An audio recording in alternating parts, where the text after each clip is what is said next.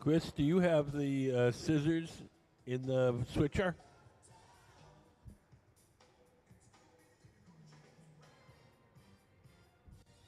Good, thanks.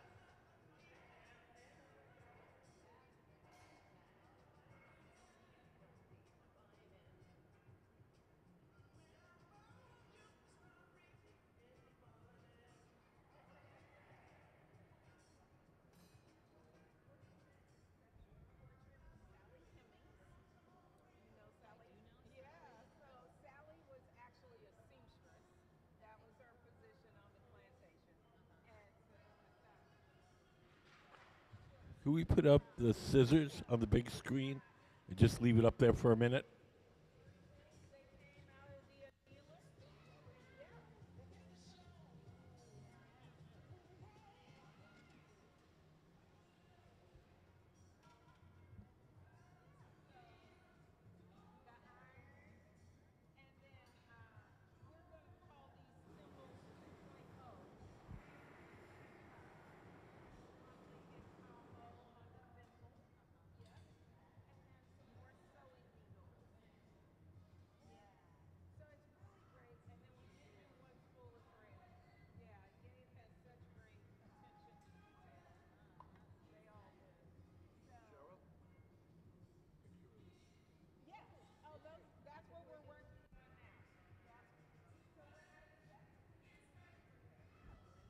Thank you, Chris.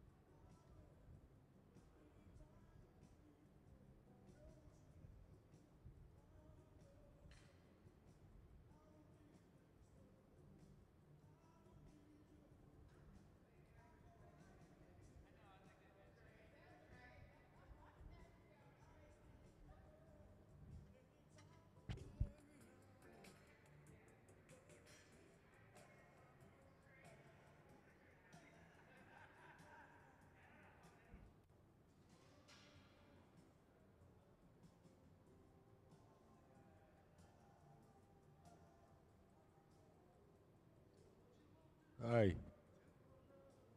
Come on in.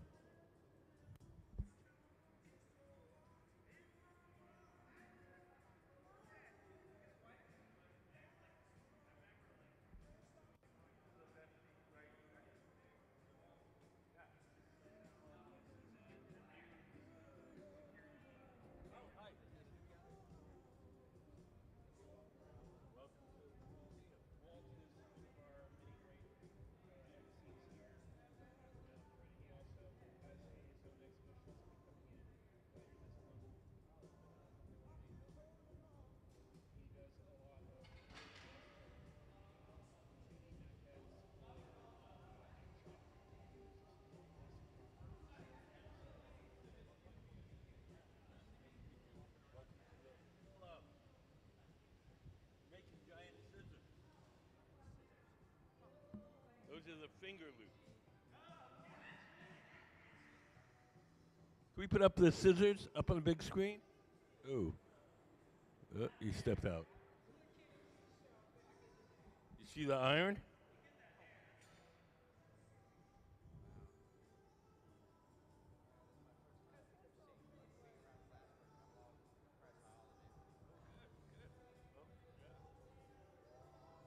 Make everything under the sun here.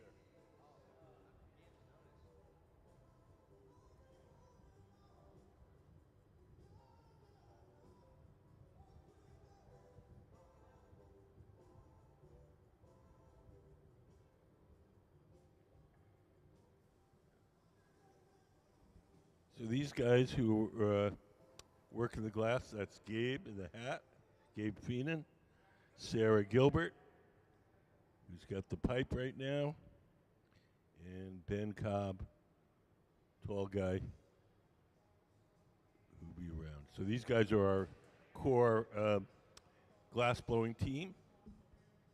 They work for the museum. They're employees of the museum. And when we have a guest artist like Cheryl, Cheryl comes up with a design, and our team makes her designs. So right now, she's working on a conceptual portrait of Sally Hemings. Sally Hemings was a slave to Thomas Jefferson, and ended up being the mother of a number of his children. And she was a seamstress. And so in this kind of three-dimensional portrait, we're making all these seamstress sewing-related things that she would have had.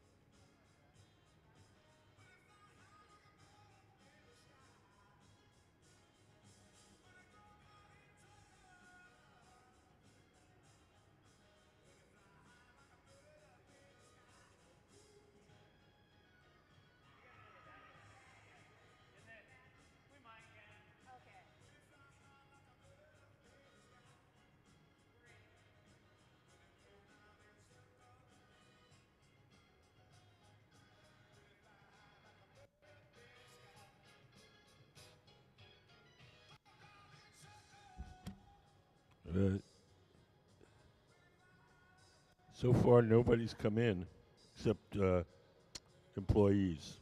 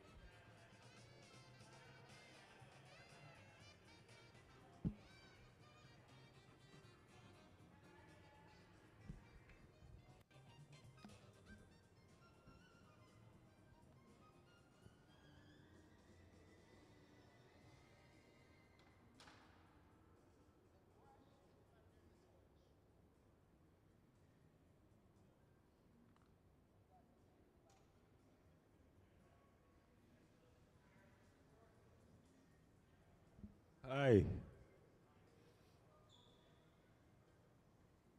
How are you? Good, good. Come on and sit down.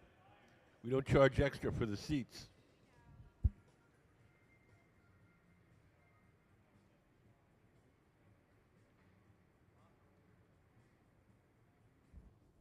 Today we're working with our guest artist, Cheryl Derricotte. Cheryl is the woman in the gray t-shirt at the center of the workshop. She's working with our resident team of glass blowers, and they're making her designs. The project that we're working on is a conceptual portrait of Sally Hemings. Sally Hemings was a slave to Thomas Jefferson, and also was the mother to a number of his children. Sally was a seamstress, and so in this conceptual portrait, we're making all these things that are associated with sewing. We have the iron, the spool of thread, the needles, the thimbles, and right now we're working on a pair of scissors. Can we put up the scissors photo?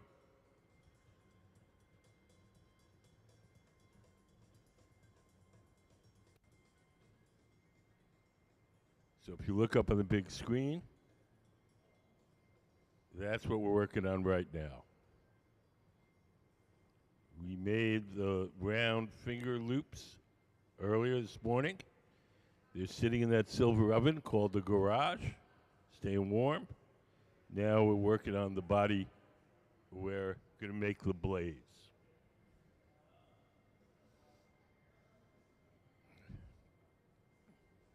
Just give you a quick introduction to our facility. We have two basic kinds of furnaces. We have the glass furnaces and the glory holes. The glass furnaces are the machines where you see the doors closed.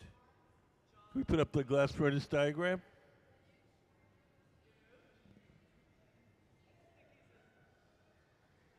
So inside that machine, that's what it looks like inside. Inside each of the furnaces, there's a big ceramic pot. In that ceramic pot is 1,000 pounds of melted glass. We keep the melted glass at 2,100 degrees Fahrenheit, which is 1150 Celsius. And at that temperature, the glass has the consistency of honey. So if you can imagine a giant crock pot full of honey, that's what our furnace is like. Once we get the glass out of the furnace, it only stays soft for a little while. So we do whatever shaping or blowing we can while it's hot and soft. And when it starts to cool and stiffen, we go to the second type of furnace, and that's called the glory hole. The glory holes are the round furnaces with the doors open. They have no glass in them. They're just a big brick barrel with a gas burner in the side, and it's a hot chamber for heating and softening the glass while we're working. If you think of the glass like wax, you know wax, when you get it hot, it gets soft, but fairly quickly it gets stiff again. Glass is the same way.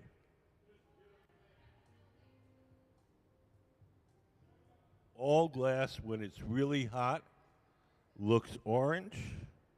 The orange color you're seeing is the glow from the heat, not the color of the glass. The glass that we're making these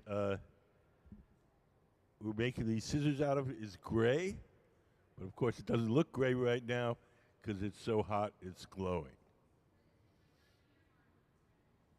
Do you guys have any questions? Yeah. The colors in glass come mostly from metals dissolved in the glass when you first cook it up from scratch. Cobalt makes it blue, chromium makes it green, tin makes it white, a little bit of gold makes it a beautiful ruby red. When you first cook it up from scratch, we buy our colored glass. We don't cook it up ourselves. We buy it from a commercial supplier.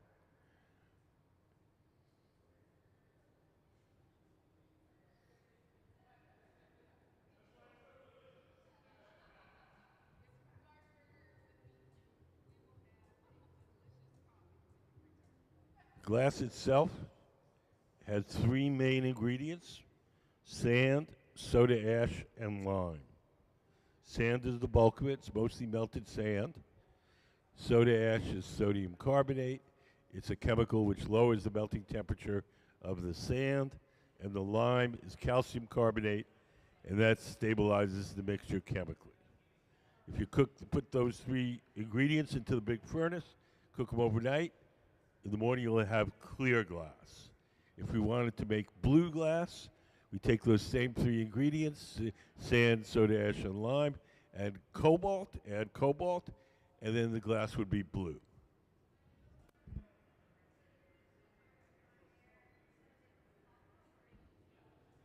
Solid. Everything we're going to do this morning is going to be solid.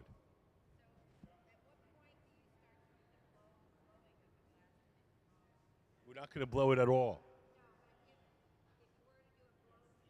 Oh, right at the very beginning. If we were going to do a blown piece, we dip the pipe into the molten glass, get a little ball of glass on the end, and blow. And we start a little bubble. This, everything we're going to make, I think today, will all be sculpted, not blown.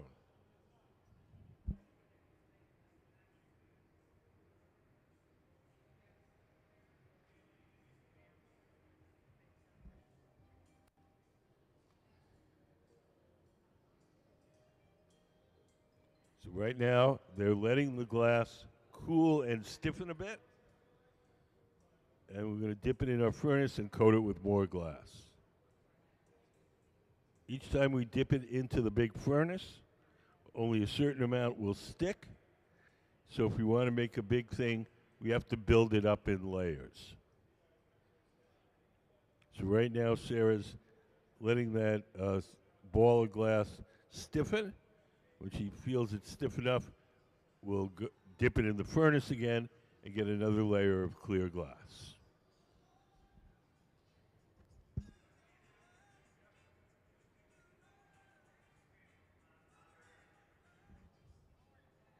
Hi, how are you guys?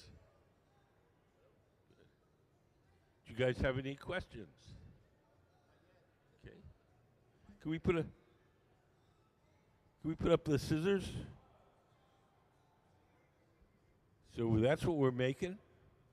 These giant glass scissors, and they're going to be part of a conceptual portrait of Sally Hemings, who was a seamstress for Thomas Jefferson, also the mother of some of his children.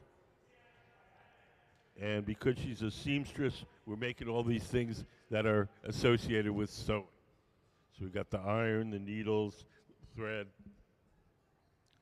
and we're making another set of scissors right here. So the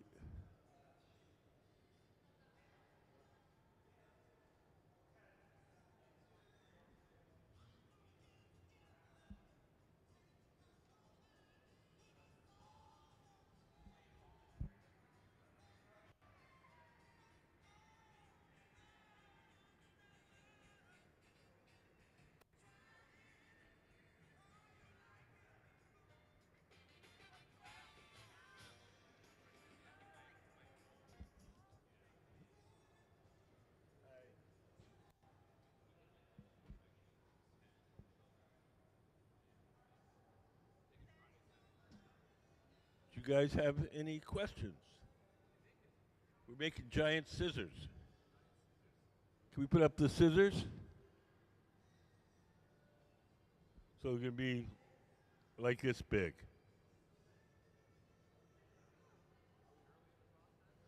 Yeah, well, we made the finger loops. They're sitting in this oven over here, staying warm. Now we're making the blades.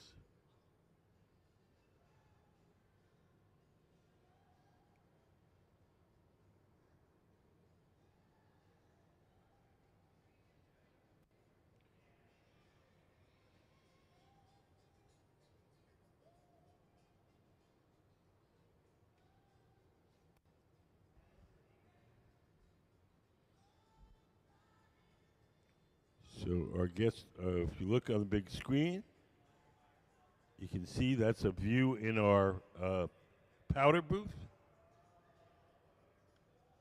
We're sifting powdered colored glass onto the surface. All the glass that's in those furnaces is clear glass. It has no color. So we want a big, thick, solid piece of glass to make the scissors out of. And so we're sifting that gray powdered colored glass onto the surface, and then we'll melt it on. When we deal with that kind of sifting that powder, we have to do it in a ventilated booth.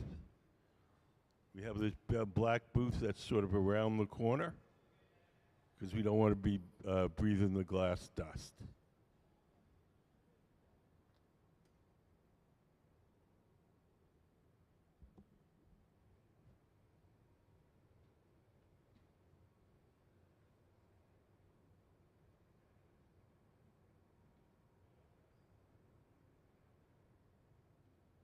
Does anybody have any questions?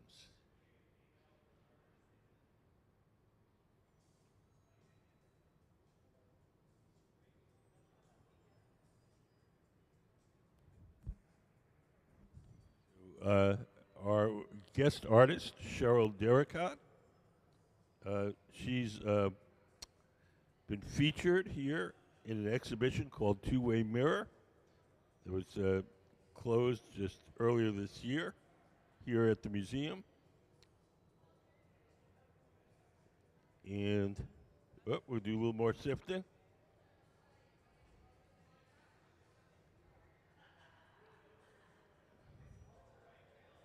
So we're trying to get a solid coat of gray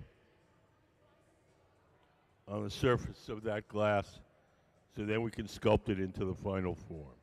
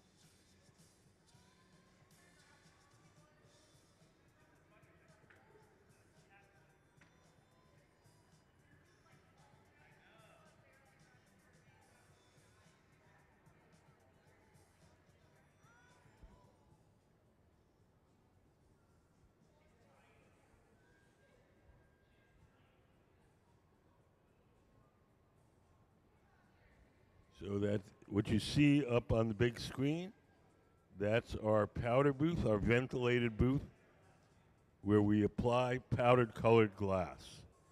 So we have the powdered colored glass in a sifter, like you would have a sift, I don't know, powdered sugar with. So we sift the powdered colored glass onto the surface, and then we go to the glory holes, the round furnaces, and we'll melt it on. Could we play Meet the Artist? We have a little video. Get a little introduction to our guest artist, Cheryl Derricotte. I'm Cheryl Derricotte, and I'm a visiting artist in the Museum of Glass, and I live and work in San Francisco, California. I've been making a conceptual portrait of Sally Hemings this week during my residency. Most people know Sally Hemings as the mother of 6 of Thomas Jefferson's children. However, Sally was also a seamstress, and that was her position within Monticello plantation life. So we've been creating sculptural objects that represent her work as a seamstress. So we have some samples in front of me. I've been making oversized spools of thread, and I tried to choose historic colors that would have been prevalent in the 1780s, early 1800s when Sally Hemings and Thomas Jefferson were alive. We've also made some oversized sewing needles in glass. And some of the even larger pieces are scissors and irons. I tend to have a research-based practice, so a lot of times I will be triggered, quite frankly, by a phrase I hear or something I read, and I'm like, oh, that's interesting. And I start, following that and researching it. I got interested in history pretty young. I was a history minor in college, so I always enjoyed it.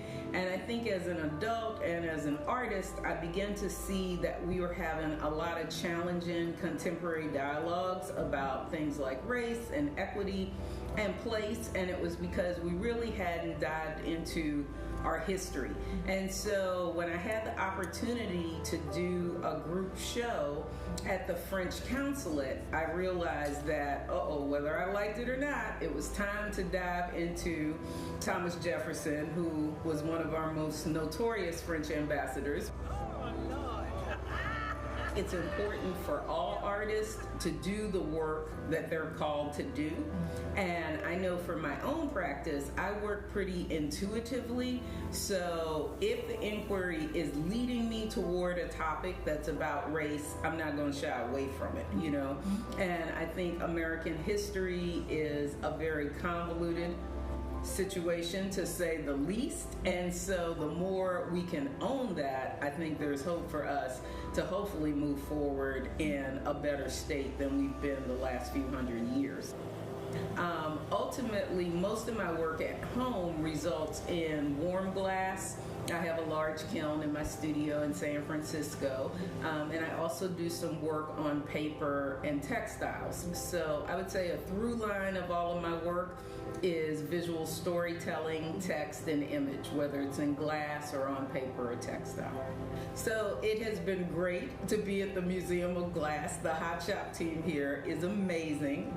We have been under Gabe's leadership this week, and I think the best thing he said to me was yesterday, boy, that was really challenging and fun at the same time, because I think these are familiar objects, but we've certainly been looking at them through the lens of the 18th century. So, a spool of thread was wood. It really wasn't the kind of conventional spool of thread we think about today.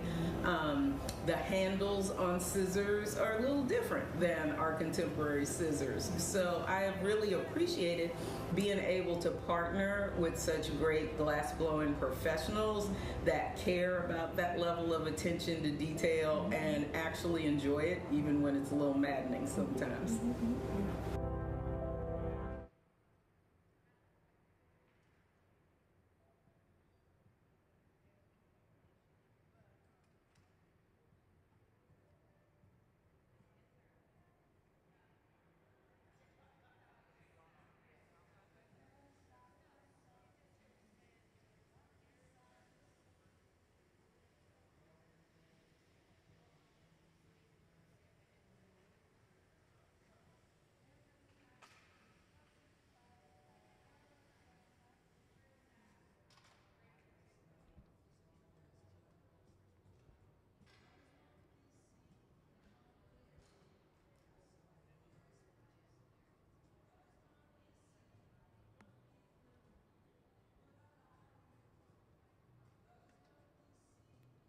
Does anybody have any questions?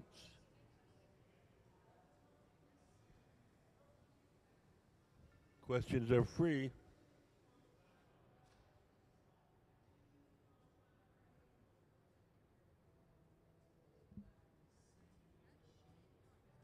So right now in the center, that's Gabe sitting at the workbench. He's letting that big ball of glass cool and stiffen. And we're going to dip it in one more layer of clear molten glass. We're going to use that to sculpt the blades of the scissors that we're making. Can we put up the scissors photo again?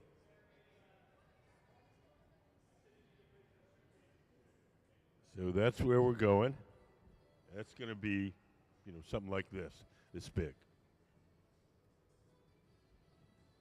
So we're making all these kind of sewing-related objects to represent Sally Hemings, who was a seamstress for Thomas Jefferson and the mother of a number of his children, and a slave.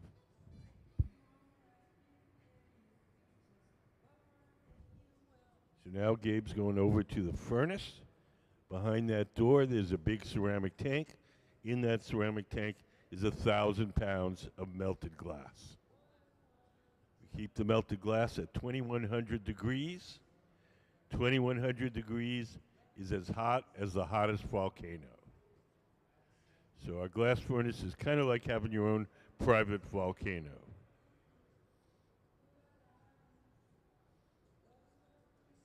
So we want a thin layer of clear glass around that. So Gabe is rolling on that steel table and pushing as much of the glass off as he can. So we'll just have a thin layer of clear on the outside. We'll save that excess glass, put in that steel can, and eventually we'll bust it up and we'll go back in the furnace. Do you guys have any questions?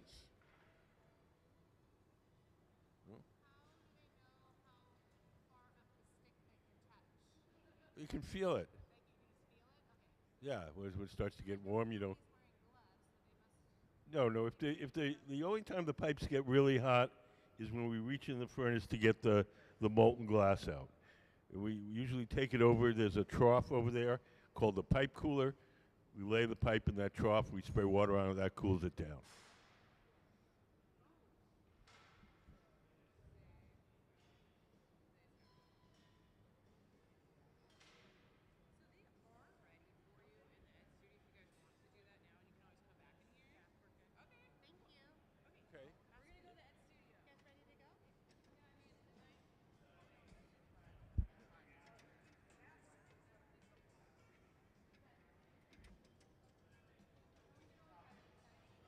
Now I think we have all the glass we need to make the blades of the scissors.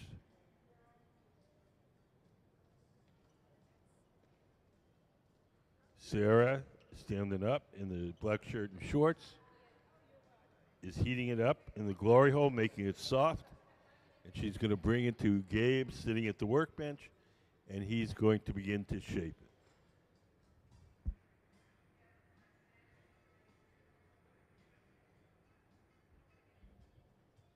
Our guest artist, Cheryl Derricotte, has worked in glass, but she's not a glass blower.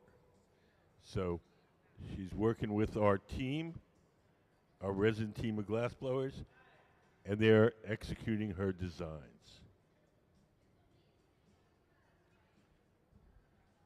Does anybody have any questions?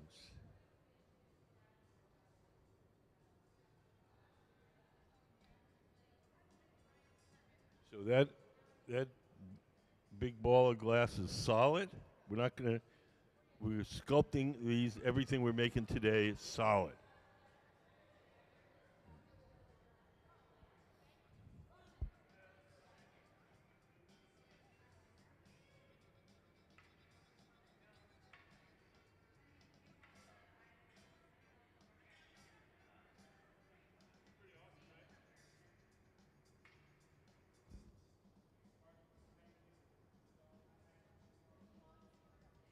Notice that the glass now is hot and soft, and it looks that kind of yellow-orange.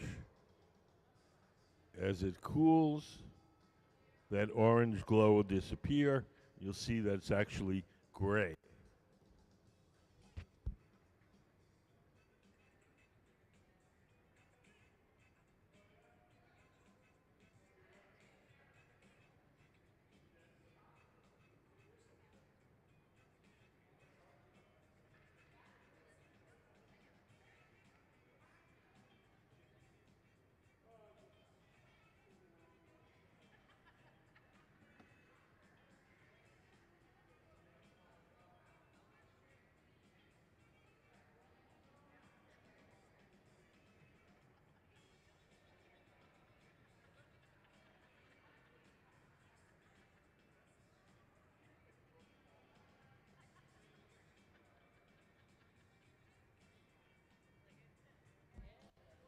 So Gabe's heating up the glass in the glory hole, the big round oven.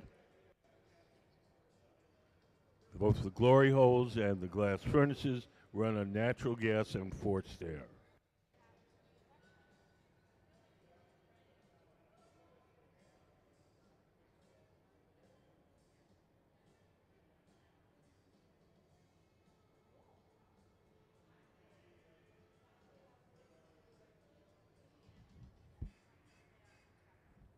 This mass of glass will become the blades of the scissors. Does anybody got any questions?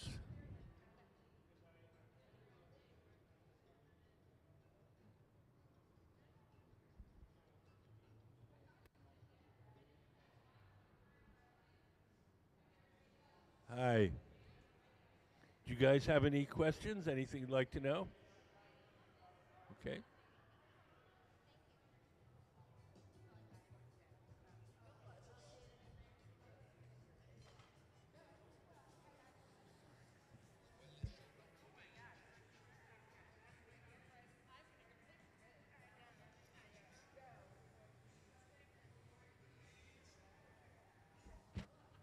So Gabe has a little compressed air gun. And when we want to stiffen part of the glass, we blow air on it. When we want to soften part of the glass, we blow fire on it. So we have the torches, and we can heat up a specific part of the glass, get it hot and soft. And we want to stiffen part of the glass, we use that compressed air gun to blow air on it. That cools it, makes it stiffer.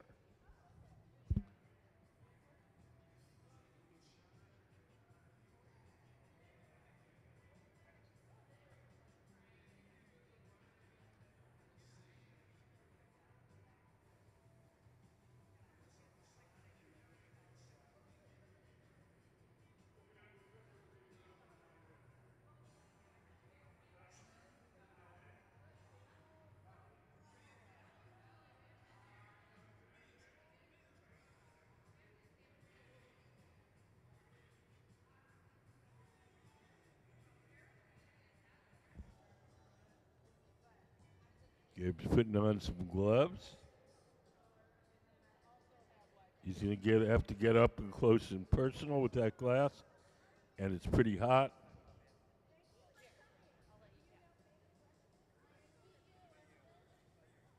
So he's making a notch in it.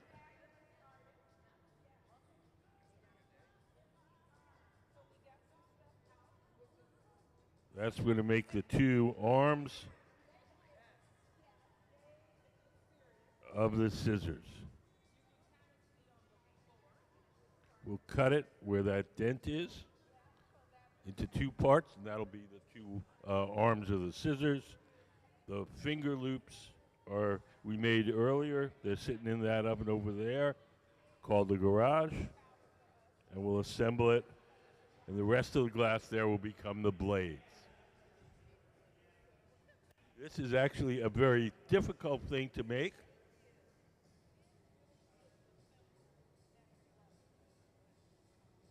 But our team is very talented. But even for them, this is a very complicated, difficult thing to make.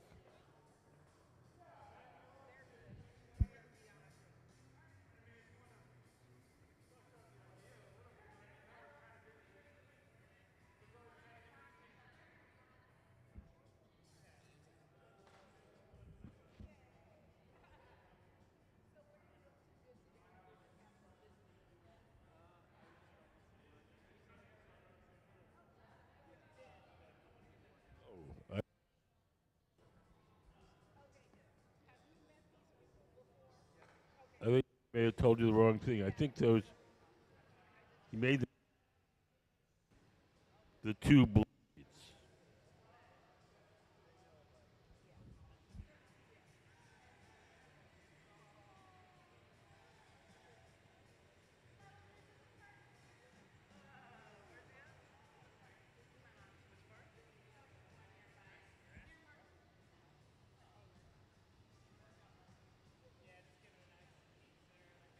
So all these sewing-related objects we're making are to represent Sally Hemings, who was a seamstress and a slave to Thomas Jefferson. Also, the mother of 6 of Thomas Jefferson's children.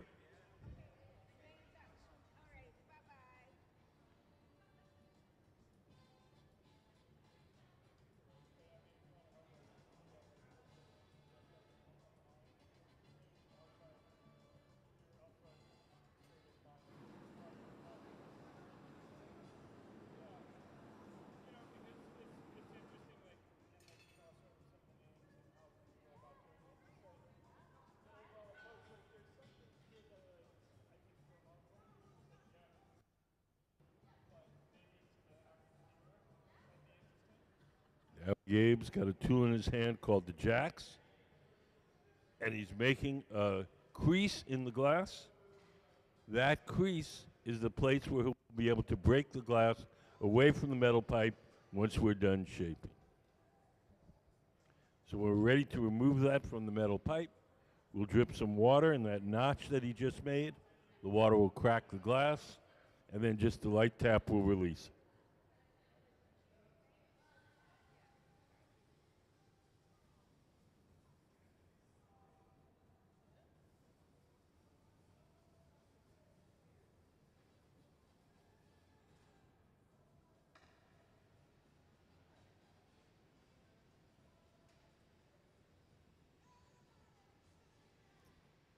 The torch in Gabe's hand is a propane and oxygen torch.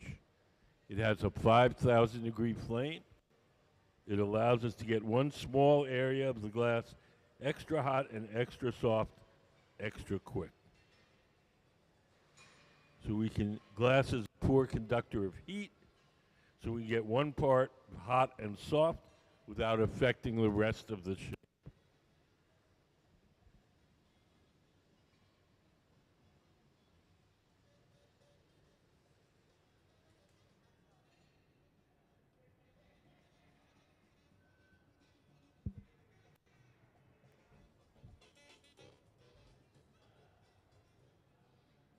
Do you guys have any questions?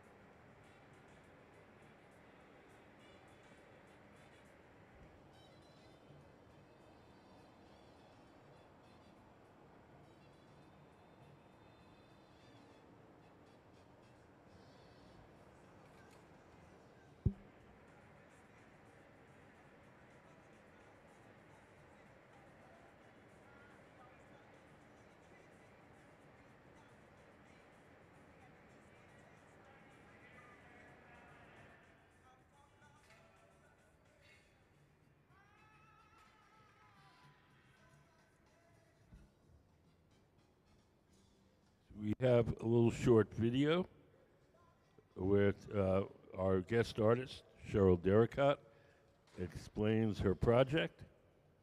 Can we play Meet the Artist?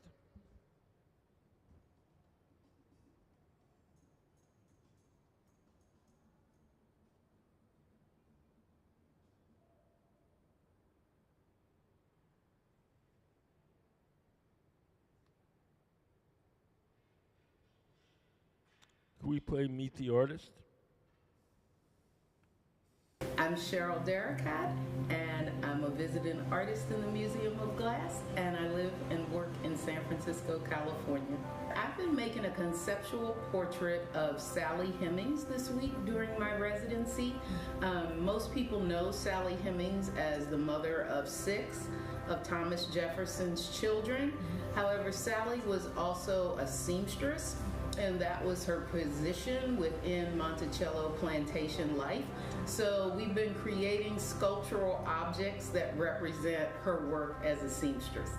So we have some samples in front of me. I've been making oversized spools of thread, and I tried to choose historic colors that would have been prevalent in the 1780s, early 1800s when Sally Hemings and Thomas Jefferson were alive. We've also made some oversized sewing needles in glass, and some of the even larger pieces are scissors and irons. I tend to have a research-based practice, so a lot of times I will be triggered, quite frankly, by a phrase I hear or something I read, and I'm like, oh, that's interesting.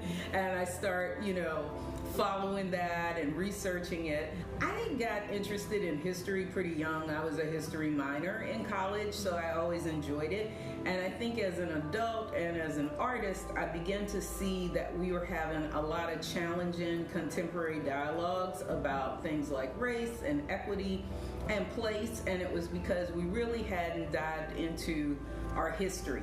And so when I had the opportunity to do a group show at the French consulate, I realized that, whether I liked it or not, it was time to dive into Thomas Jefferson, who was one of our most notorious French ambassadors.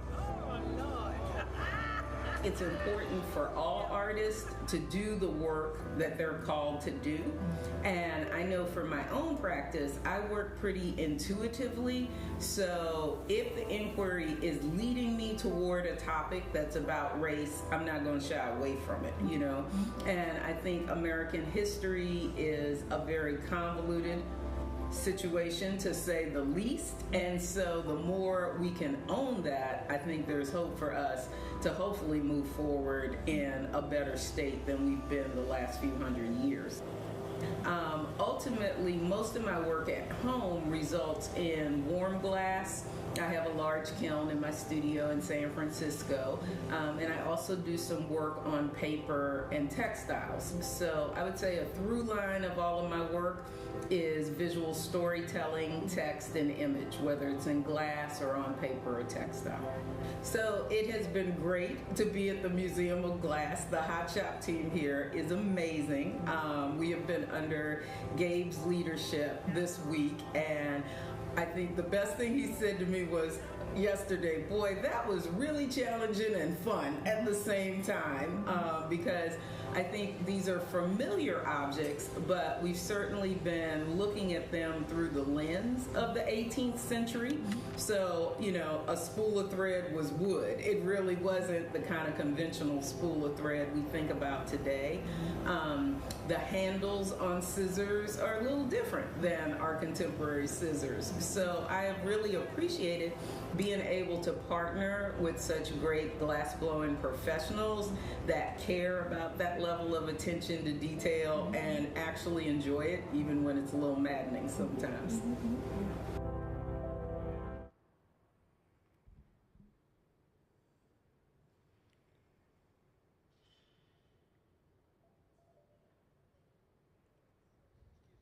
Yes. Scissors. We put up the scissors photo. In a minute, I guess our AV guy stepped away. We have a photo to show you.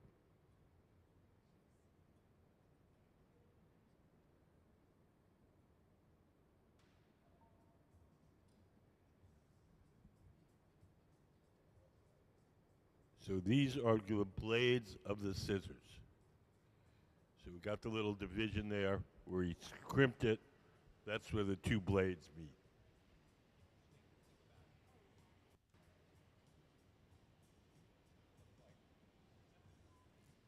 It's got a ways to go. sculpting with glass is slow.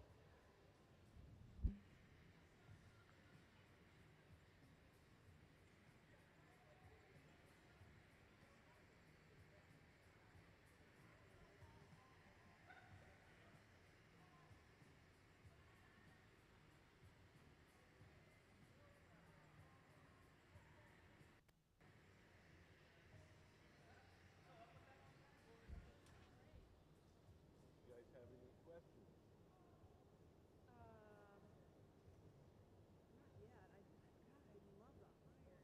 Iron for beauty. Our guest artist, Cheryl Derricotte. She's a great teacher. She's working with our resident team of glass blowers to make all these stone-related objects. And it's going to be a conceptual portrait of Sally Hemings. Sally Hemings was a slave of Thomas Jefferson, and also the mother of 6 of his children. But her work was a seamstress, and so these items are going to be.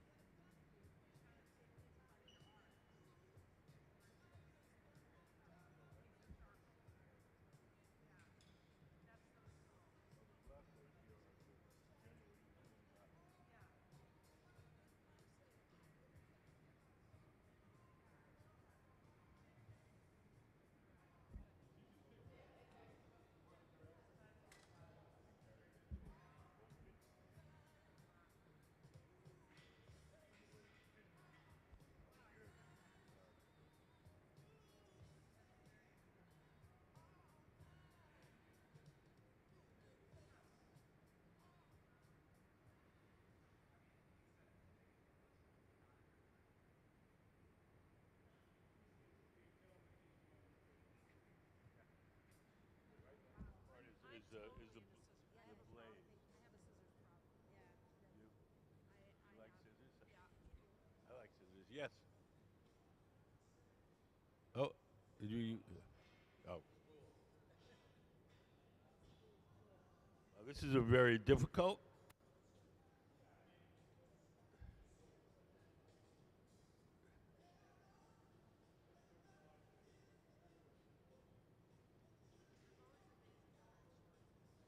So the 2 pads in Gabe's hand that he's shaping the glass with are made out of cork. Cork like in a wine bottle. Cork allows us to press on the glass without leaving any marks.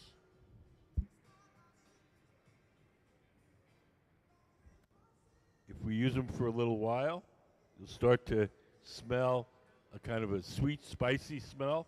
That's the burning cork.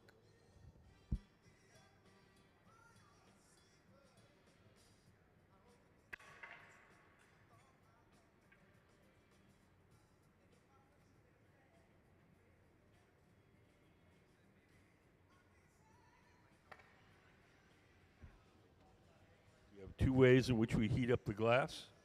Sometimes we heat it up in the big round oven, the glory hole. Sometimes we heat it up with torches. When we heat it up with the torches, we can focus the heat in a particular place.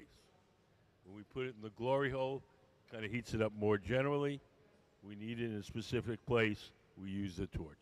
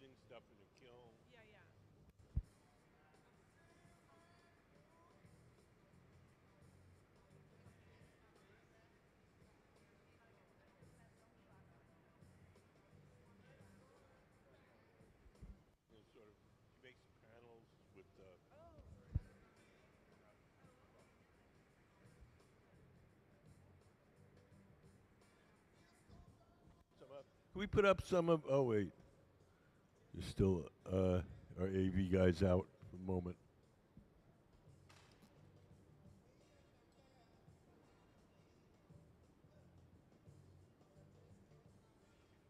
We're going to transfer the glass from the rod as originally formed on to a second steel rod called the punty. The second steel rod will hold it temporarily while we shape the opposite side.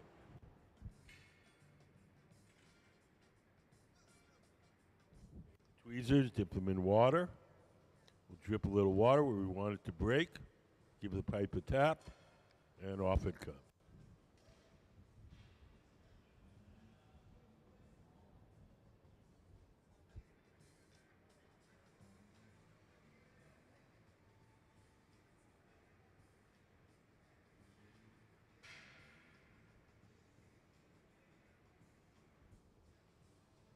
So now it's being held by the tips of the blades. We can shape the opposite side.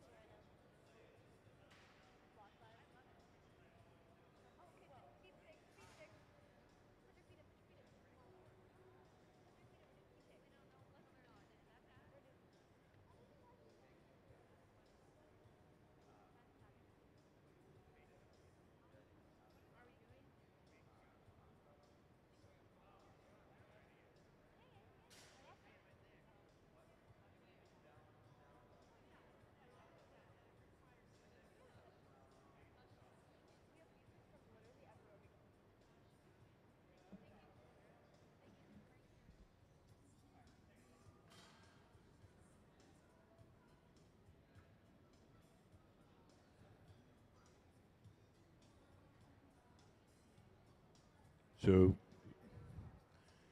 we've cut the body of that glass in two pieces. The two pieces are going to become the two arms of the scissors. So we're making a giant pair of scissors out of glass for our guest artist, Cheryl Derricotte.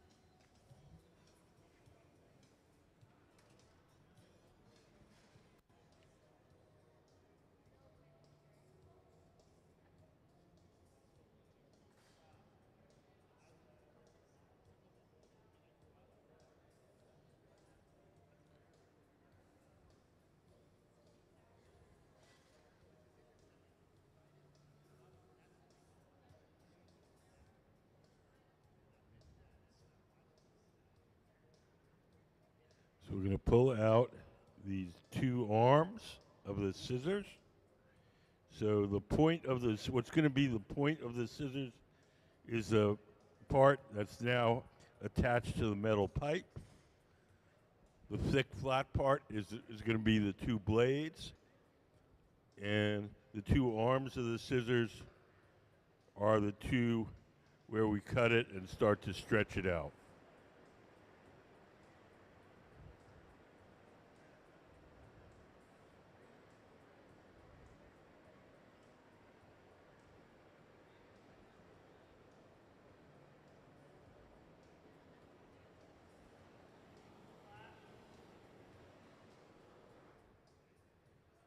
So we have two ways in which we heat up the glass. Sometimes we heat it up in that big round oven at the center of the workshop. That's called the glory hole. That heats it up more generally. When we want to heat up a specific part of the glass, we use the torches. The torches allow us to focus the heat in a particular place.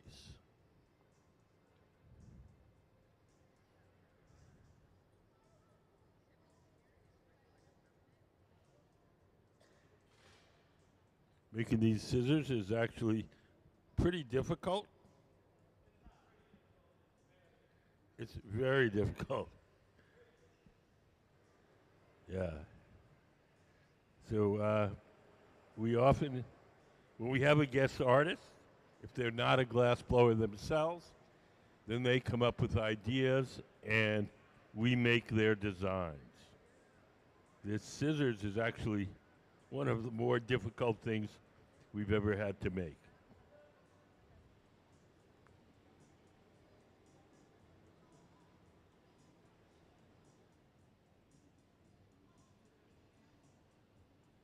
Does anybody have any questions? Hi. How are you? Yes.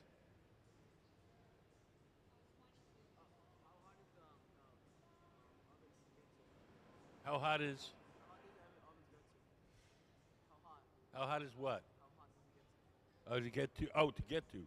Well, the big round oven that we're heating it up in is 2,300 degrees Fahrenheit, which is 1250 Celsius. So that's as hot. It's 200 degrees hotter than the hottest volcano. Making a pair of scissors. What? A big pair, yep. So you see we've made all these things that have to do with sewing. We're making a conceptual portrait of Sally Hemings. Do you guys know who Sally Hemings was? She was a slave of Thomas Jefferson and also the mother of a number of Thomas Jefferson's children. And she was a seamstress, and so we're making all these sewing-related things for a conceptual portrait of Sally Hemings. So we've made needles, we made a spool of thread, you can see there, we made the iron, and now we're making the scissors. So it's going to be a little while before they actually start looking like scissors.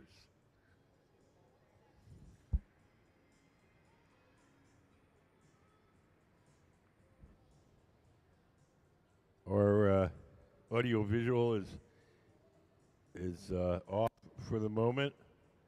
When they come back on, I'll show you. I have a photo of a pair of scissors that we made previously.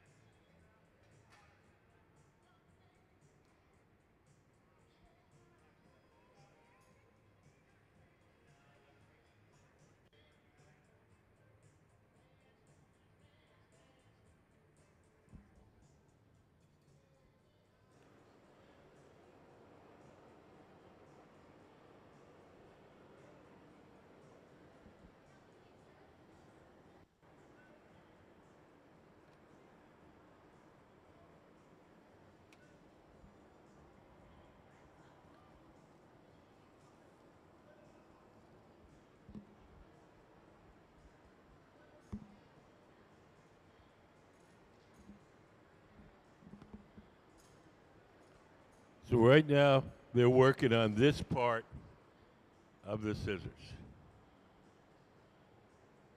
We made the little loops. They're sitting in this oven over here, staying warm. And we haven't yet begun to really shape the blades.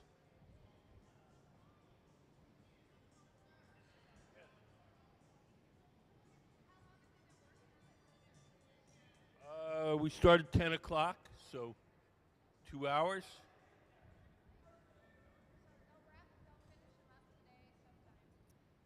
Yeah, we'll finish them. We'll finish them up before we go to lunch, but I'm guessing maybe 1:30 or something like that.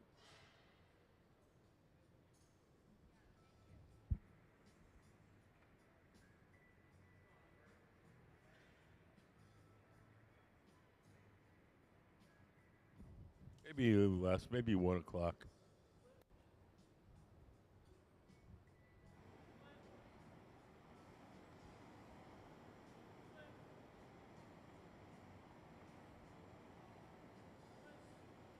So as Gabe stretches out the arms of the scissors, Sarah is making sure that the area that it's gonna be the blades stays warm and doesn't crack. If we allow the glass to get too cold, the glass can crack. When I say too cold, I mean below 900 degrees. Does anybody have any questions?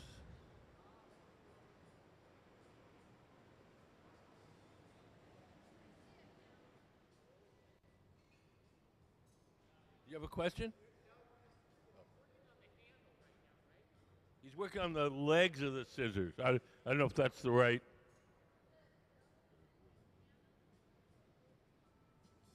Oh, here they are. So if you had a pair of scissors, he's working on this part right here. That flat part is going to become the blades, and the little loops we made a little earlier this morning and sitting in that silver oven, staying warm.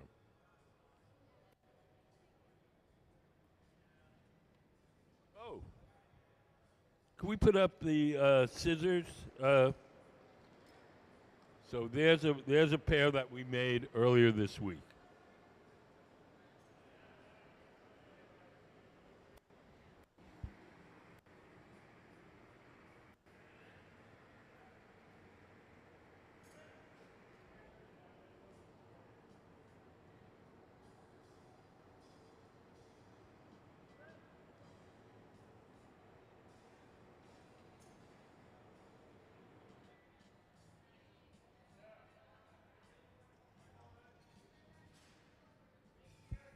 Thanks for coming in, guys.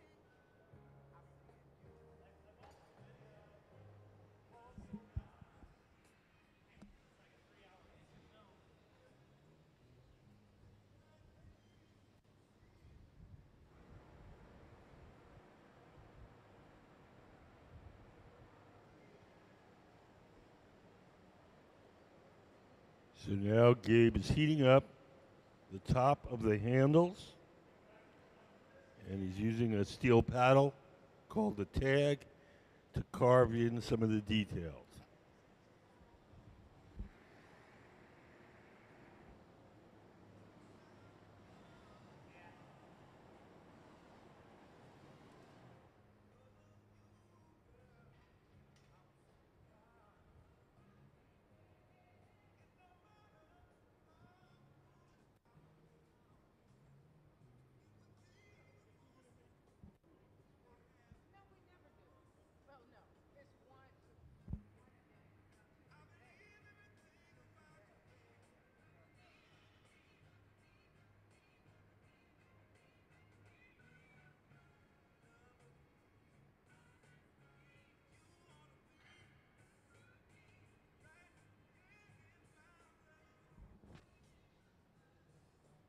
For those of you who came in a little later, our guest artist is Cheryl Derricotte.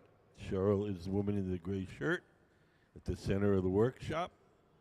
She's working with our resident team of glassblowers, and they're working on a project which is a conceptual portrait through objects of Sally Hemings.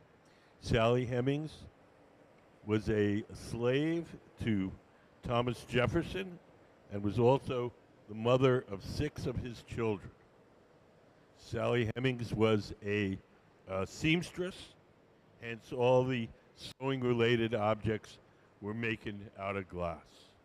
So we have a spool of thread, we have some needles, we have some thimbles, we have an iron, and what we're working on now is the scissors.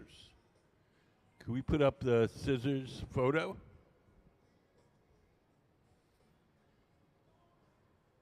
So that's the piece that we're working on now. It's going to become the scissors. This is actually quite a difficult shape to make.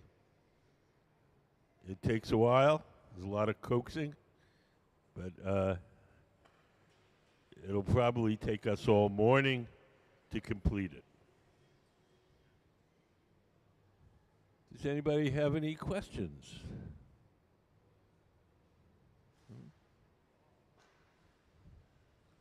The folks that are working on the glass are our Museum of Glass Hot Shop team. They're our resident team of glass blowers. When we have a guest artist who's not a glass blower themselves, they come up with a design or several designs, and we make their designs. The team, we have Sarah Gilbert, Gabe Feenan, who's leading the team, Ben Cobb, tall guy, and Nick Davis. These guys are all extremely talented glass makers. They can make pretty much anything you can imagine. Ben and Gabe have been with the museum since we opened in 2002. Gabe, who's leading our team today, he originally from the Bay Area. He's been working with the museum since it opened. He's been working in glass for 29 years. He's done glass blowing demonstrations all over the world. He's exhibited his work in France and at various galleries across the United States and Canada.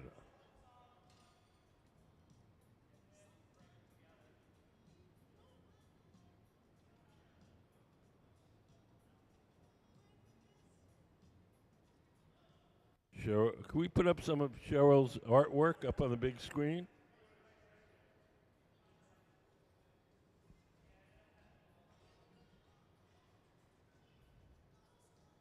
So this is a memorial for Harriet Tubman, who was critical in the Underground Railroad.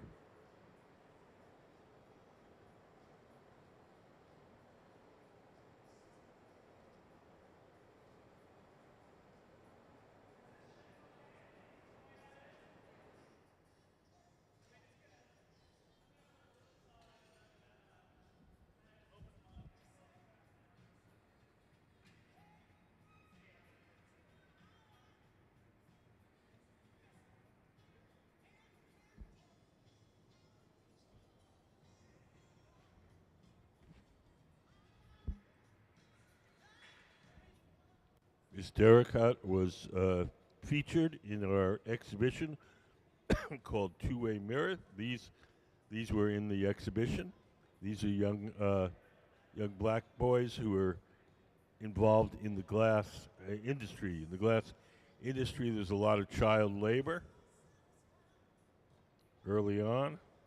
And these are photos of some of the kids who were working in the glass factory.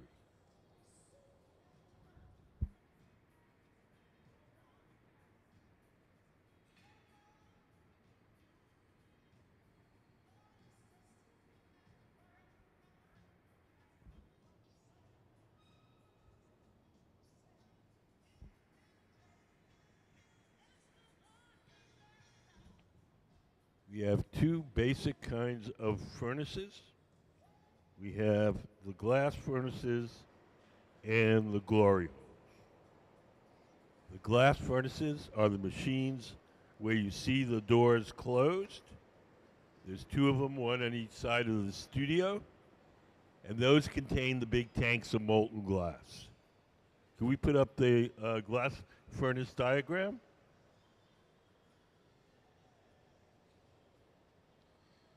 So that's what our furnaces look like inside. Each one of them has a big ceramic pot. In that ceramic pot is approximately 1,000 pounds of melted glass. We keep the melted glass at 2,100 degrees Fahrenheit. At that temperature, the glass has the consistency of honey. So it's like when we want to get the glass out to make stuff, it's like dipping into a jar of honey.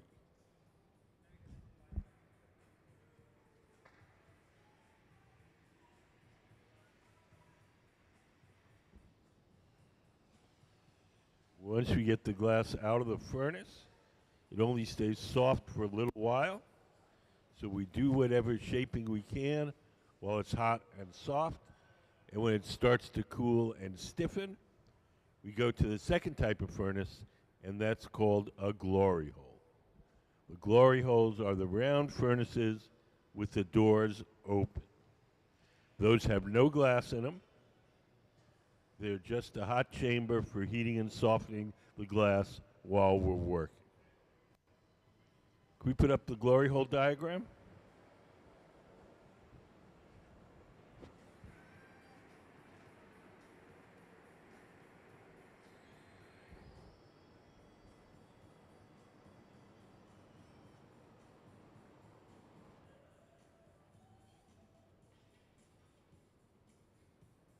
Both the glass furnaces and the glory holes run on natural gas and forced air.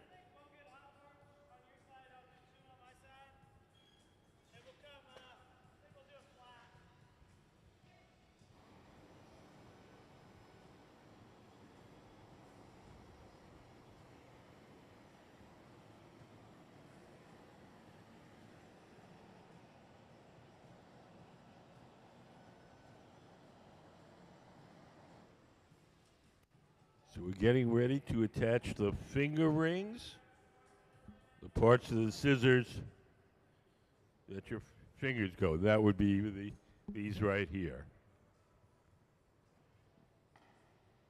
We made the finger rings earlier this morning.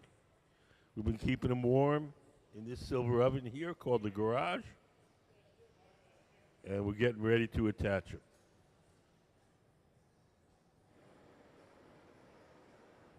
Hot glass sticks to hot glass.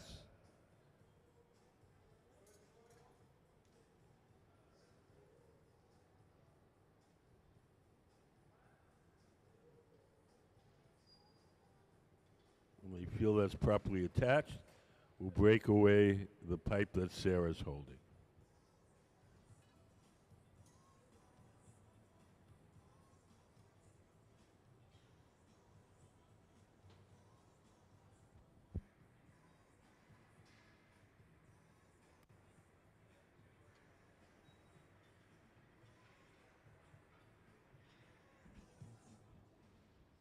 Hi.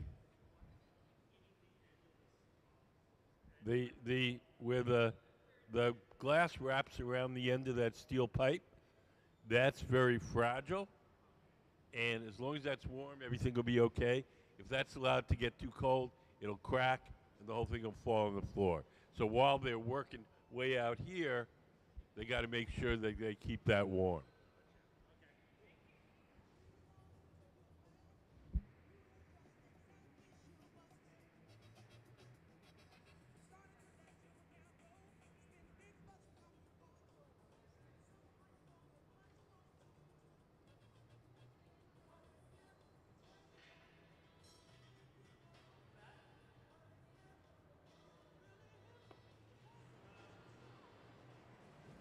Getting ready to attach the second finger ring.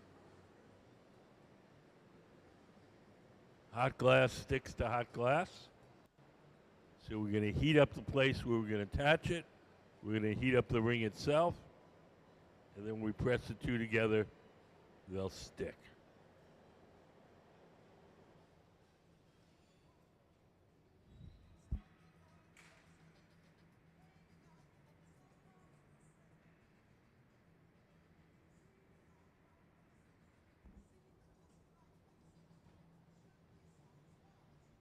Do you guys have any questions?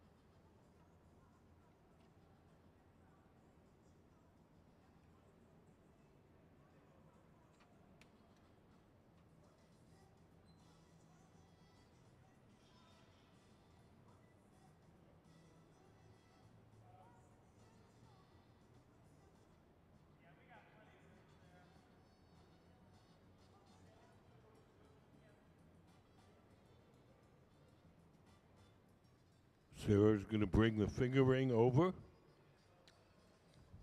so we can check it out.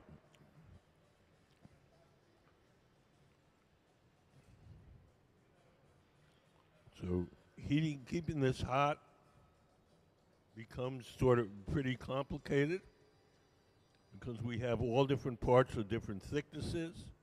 We need to heat it up, keep it hot enough so it doesn't crack, but not too hot so it doesn't lose its shape.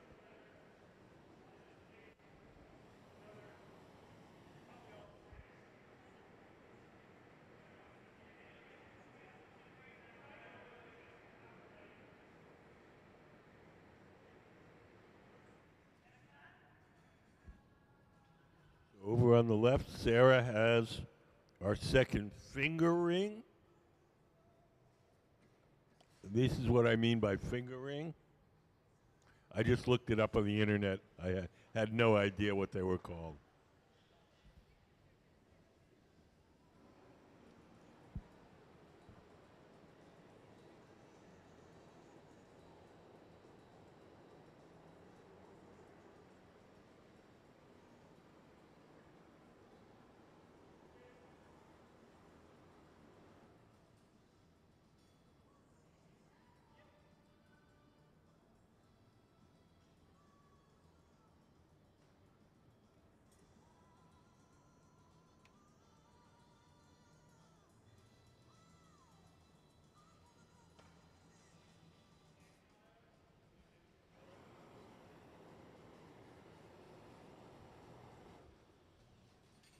So here comes Sarah with the ring.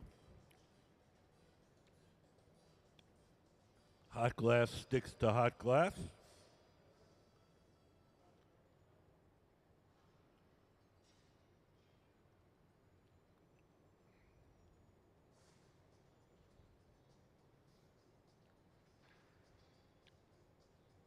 We'll break the glass away from the metal rod.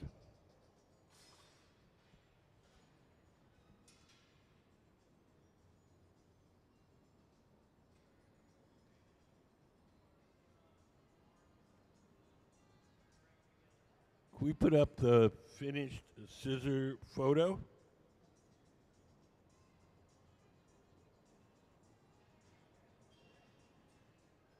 So this is what we're going for.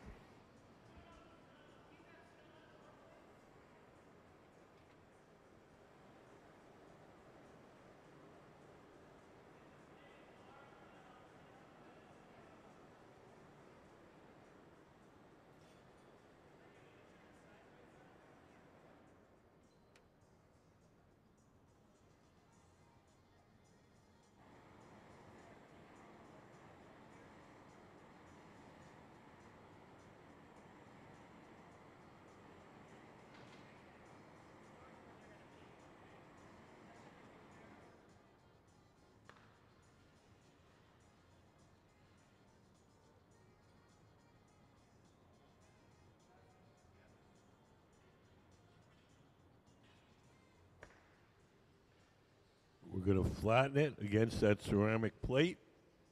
Make sure all the parts are in line.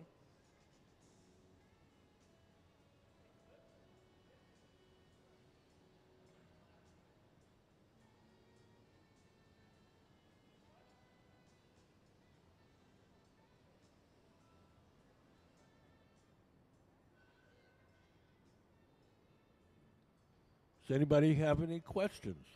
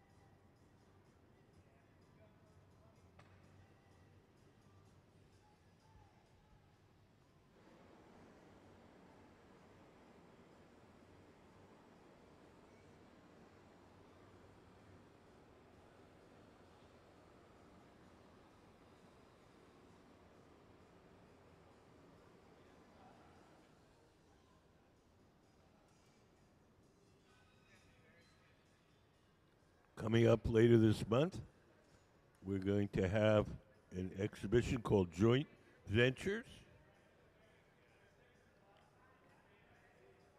We're going to bring in a bunch of glass pipe makers, and they'll be giving demonstrations here in the studio, and we'll be exhibiting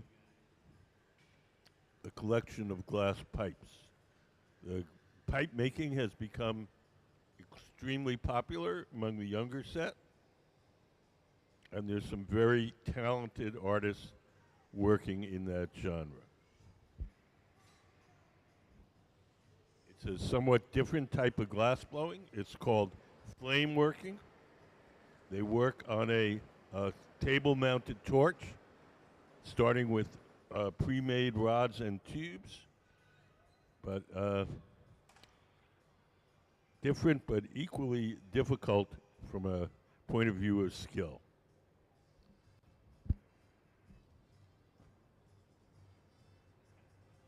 That'll be on the 19th and the 20th of April.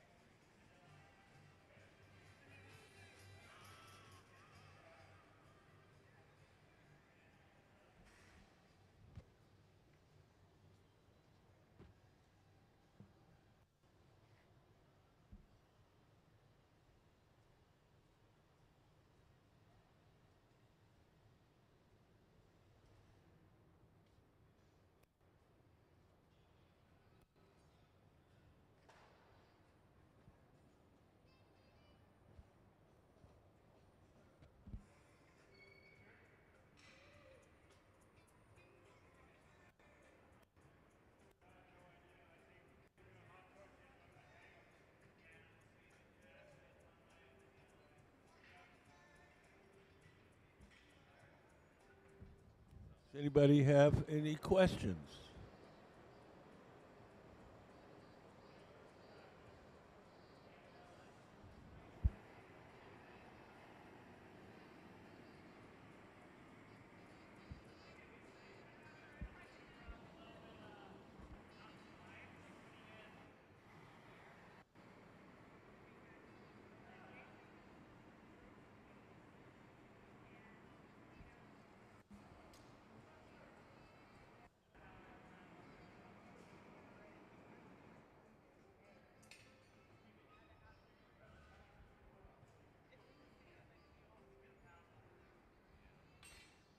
So we have a little short video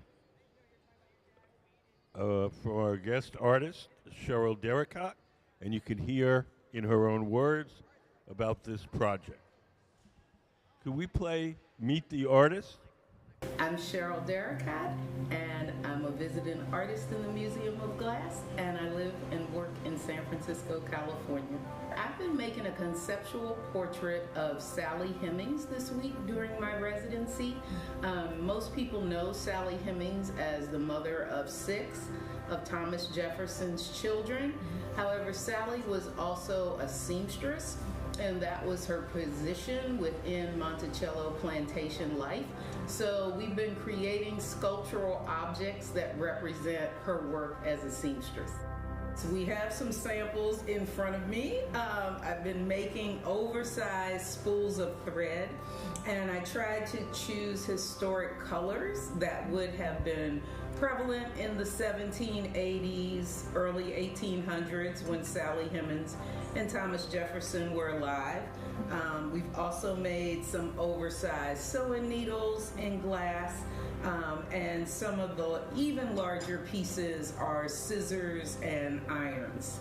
I tend to have a research-based practice, so a lot of times I will be triggered, quite frankly, by a phrase I hear or something I read, and I'm like, oh, that's interesting.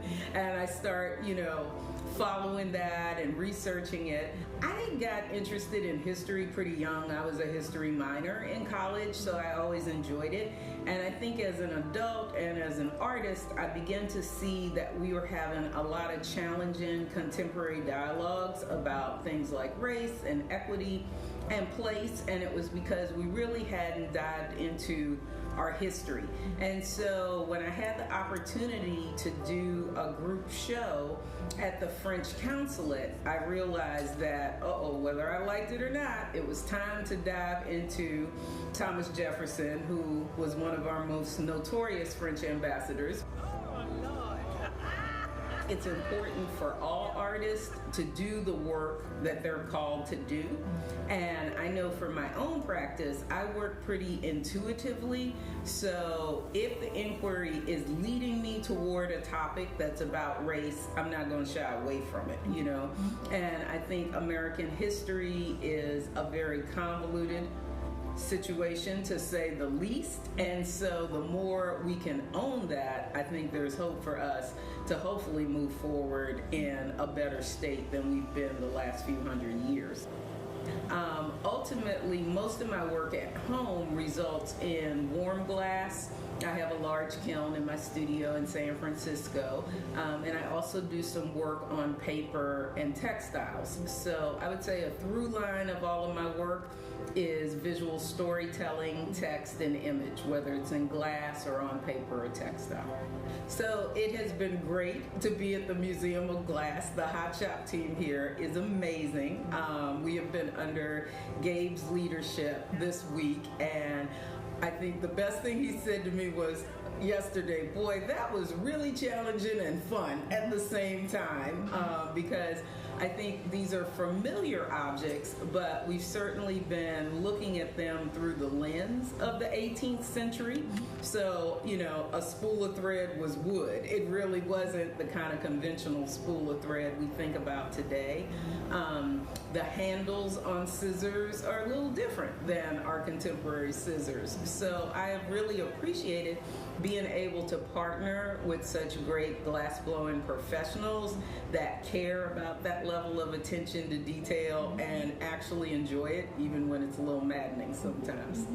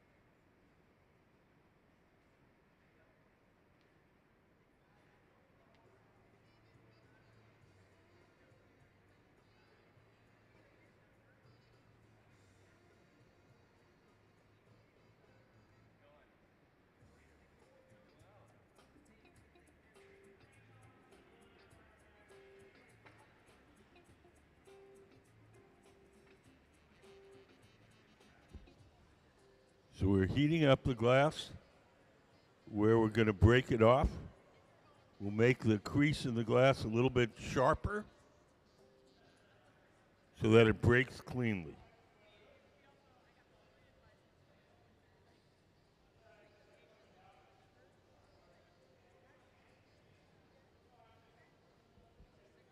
When we use the torches, we can focus the heat in a particular place.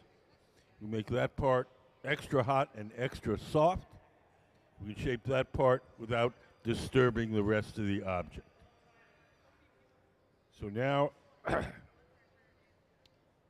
this is a complicated object, and it's Heating it is very tricky. We need to heat it hot enough so that we can shape it. We also don't want to get it too hot so we lose the shapes that we've already made. Now he's taking those tongs, the jacks, and sharpening the crease where we're going to break the glass away from the pipe.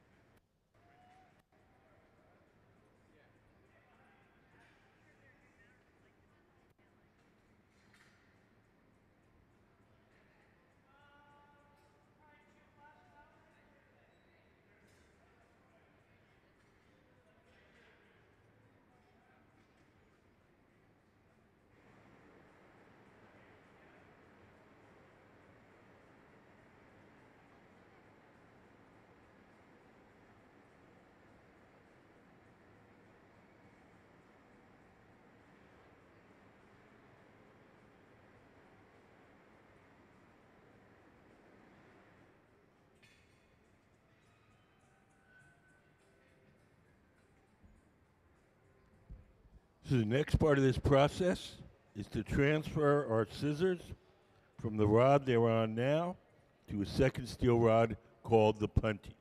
The second steel rod will hold them from the bottom while we shape the blades.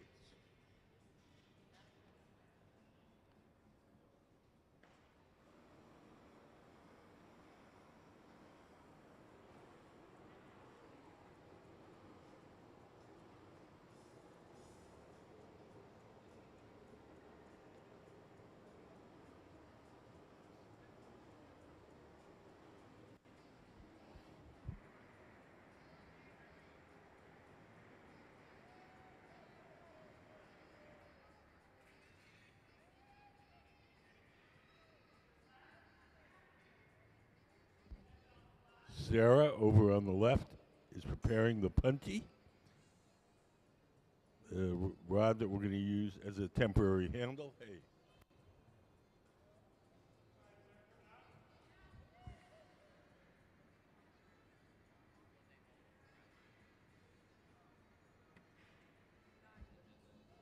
Here comes Sarah with the punty.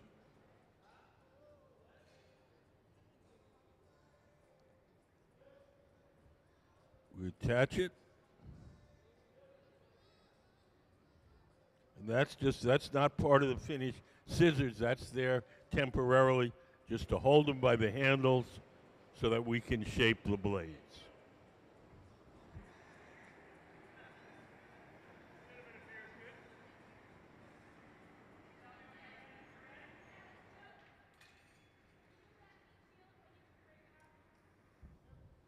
We'll drip a little water where we want the glass to break. The water will crack the glass and give the pipe a sharp tap, and off it should come.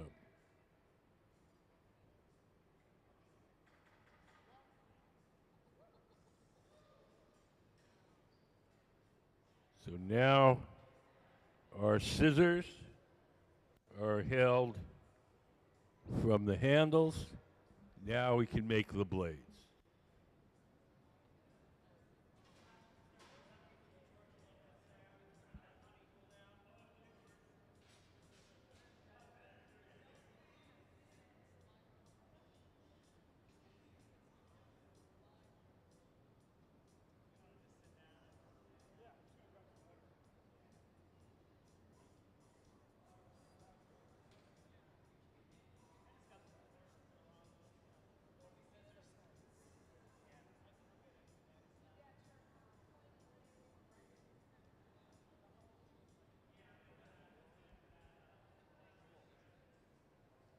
Does anybody have any questions?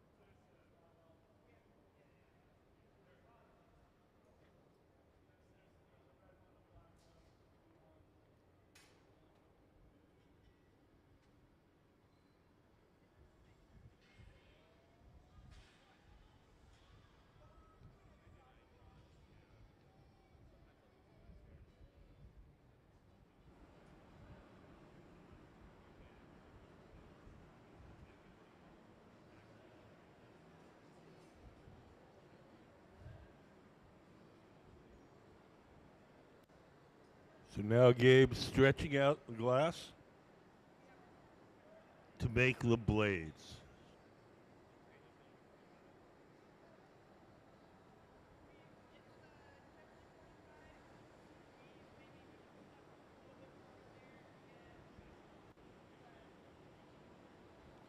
You want to concentrate the heat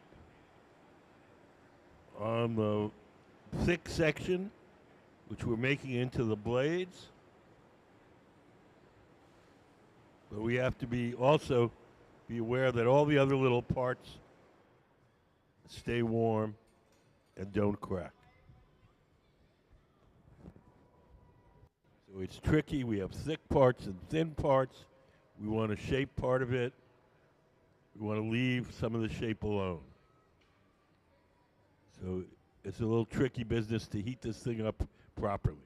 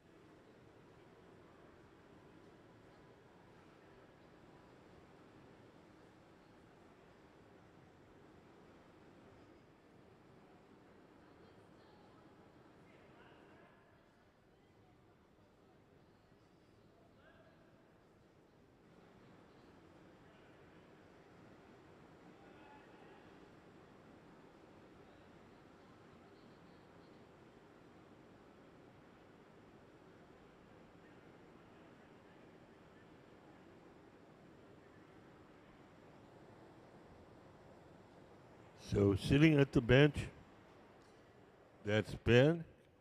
He's taking his torch and making sure that all the parts that we've already made stay warm enough so they don't crack, but not so warm that they bend and lose their shape. Gabe is concentrating his heat on the mass that's going to become the blades.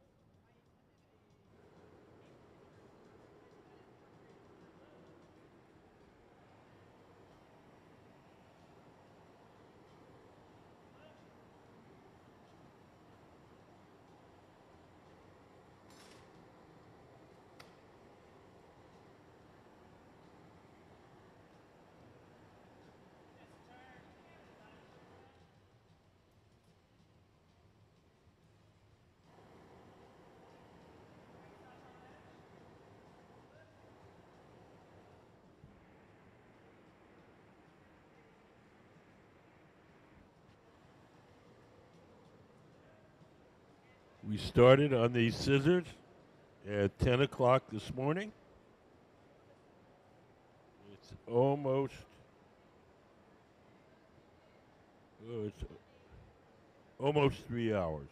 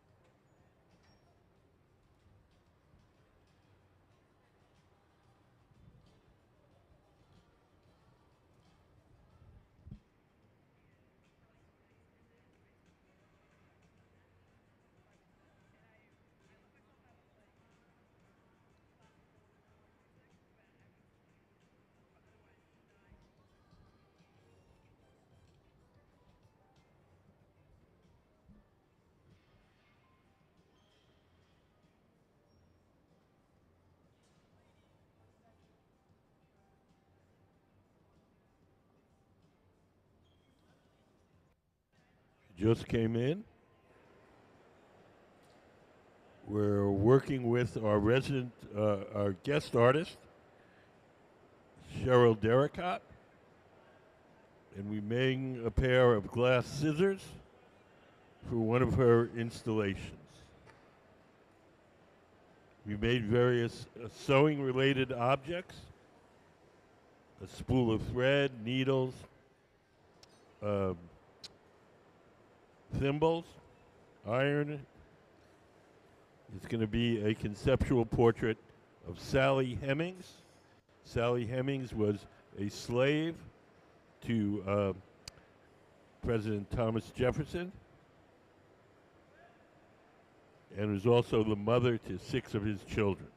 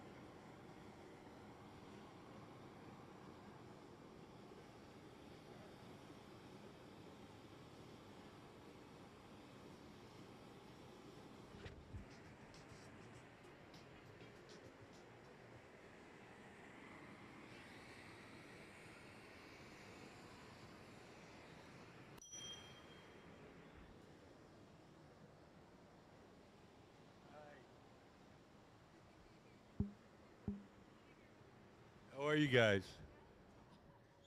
You guys have any questions?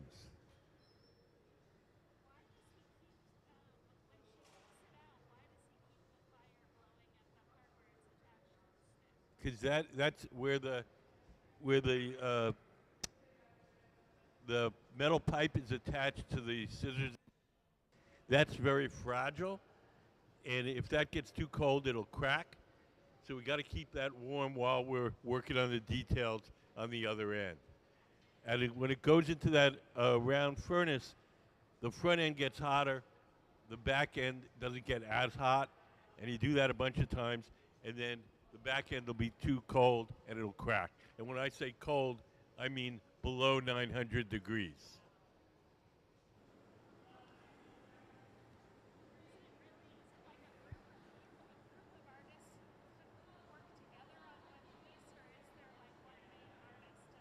The artist is Cheryl Derricotte, the woman in the gray shirt, and the folks making the glass are our Museum of Glass hot shop team, and they are making her design.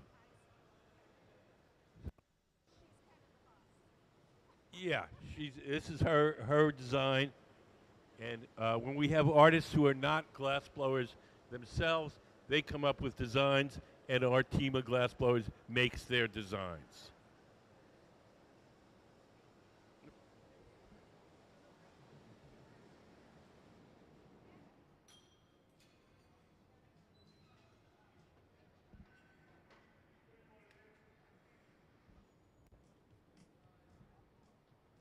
Has anybody got any questions? Yes.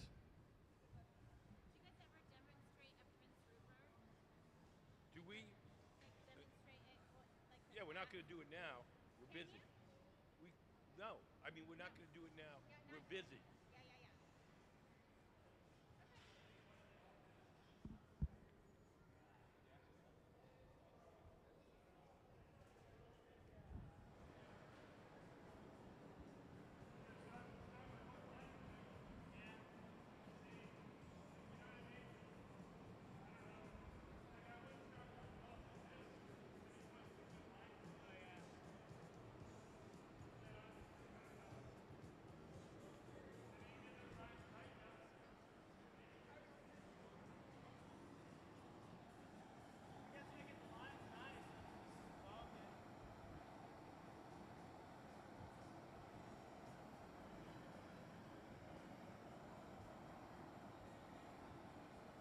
Looks like we're getting close to being done.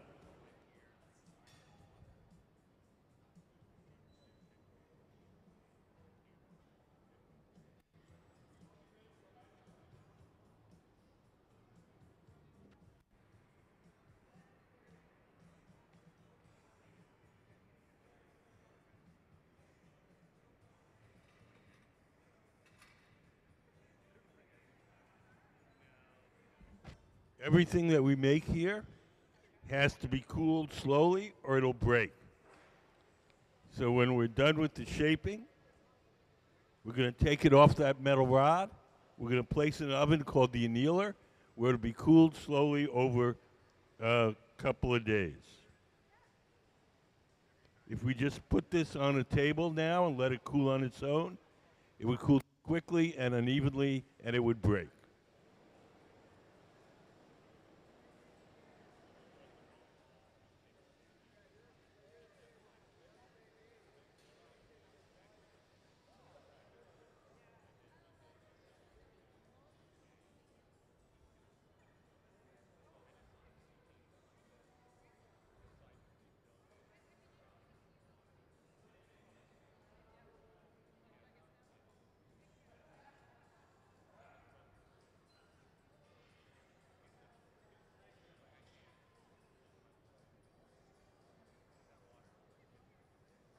Gabe's taking a torch, and he's heating up the two arms of the punty that are holding the scissors.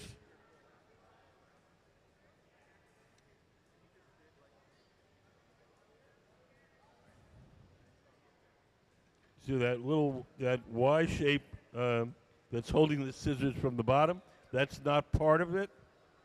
We're going to cut that off.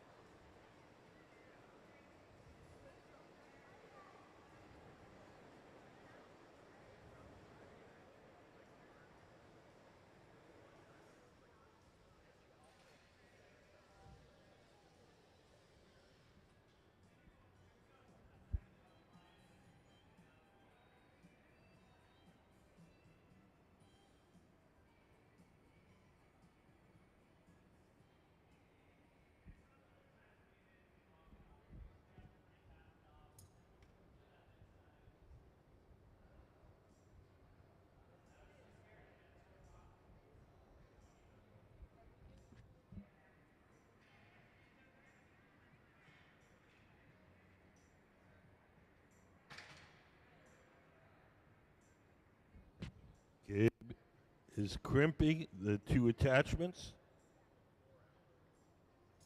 giving us a nice, sharp, clean place to break it off. When we break it off, we'll, on purpose, leave a little nub of glass, and those little nubs will get ground off and polished after the glass is cold.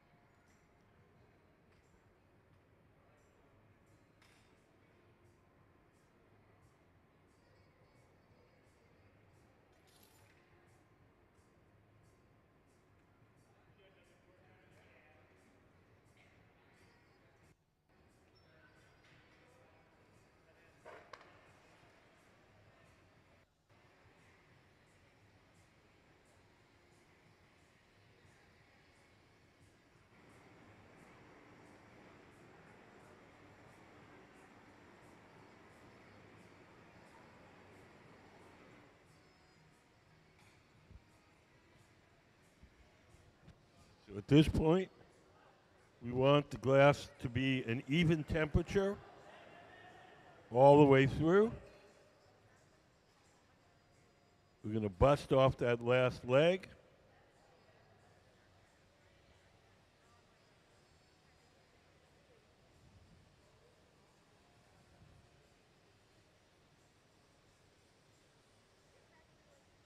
Being a little recalcitrant.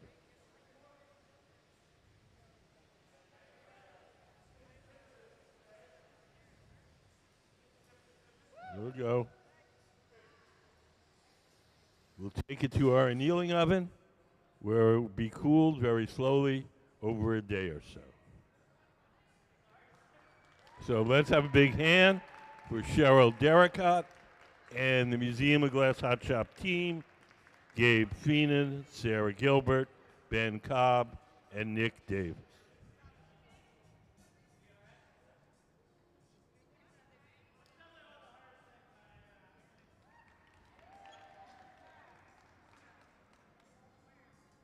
So that concludes our demonstrations for this morning. We're going to take an hour lunch. We'll be back in an hour. If anybody has any questions, I'd be happy to answer before I go to lunch. What? Another pair of scissors.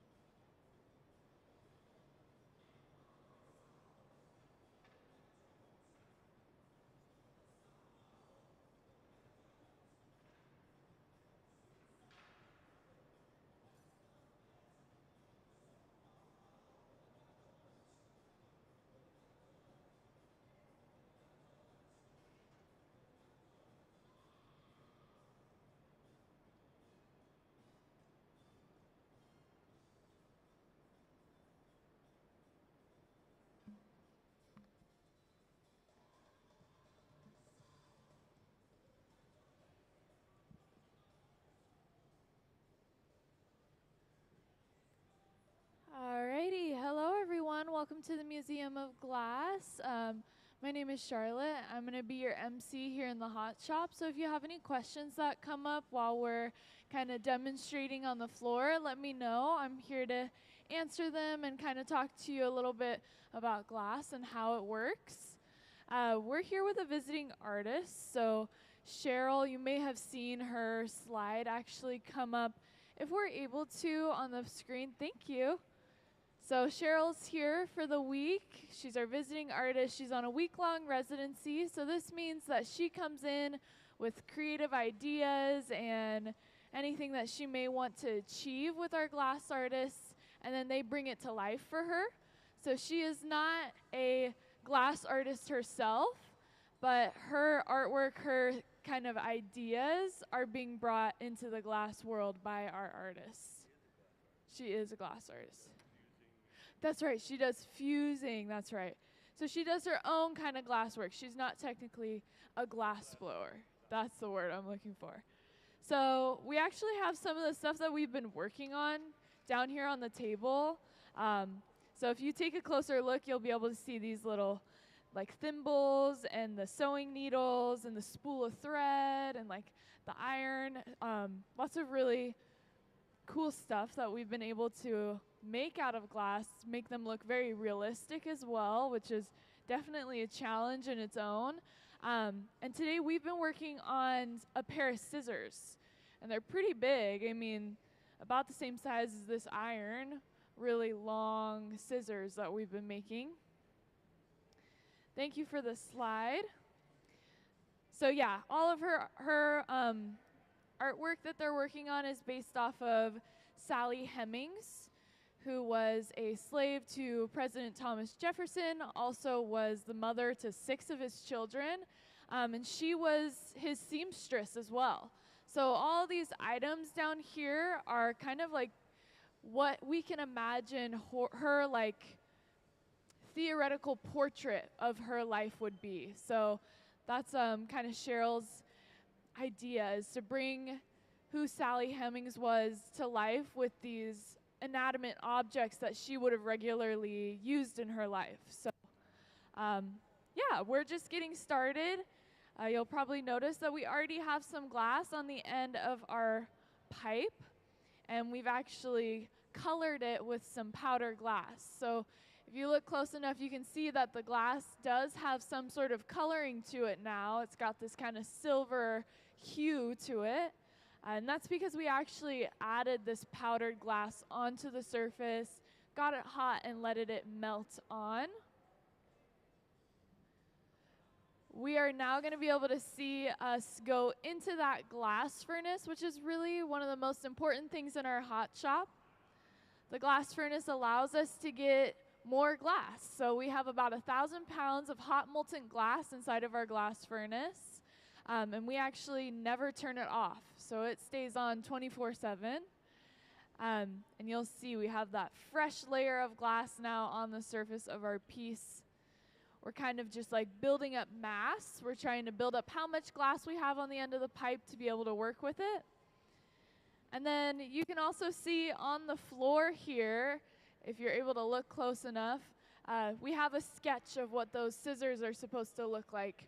And I do believe that we have a picture of some that we have previously done. So to give you a really good idea of what that finished product is going to look like, and also just how challenging of a shape that is going to be to achieve with glass.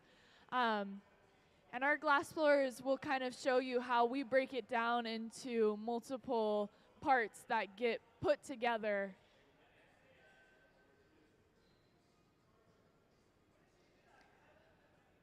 You'll see now we are inside of what we call the glory hole. So this is the big round chamber that's glowing at you.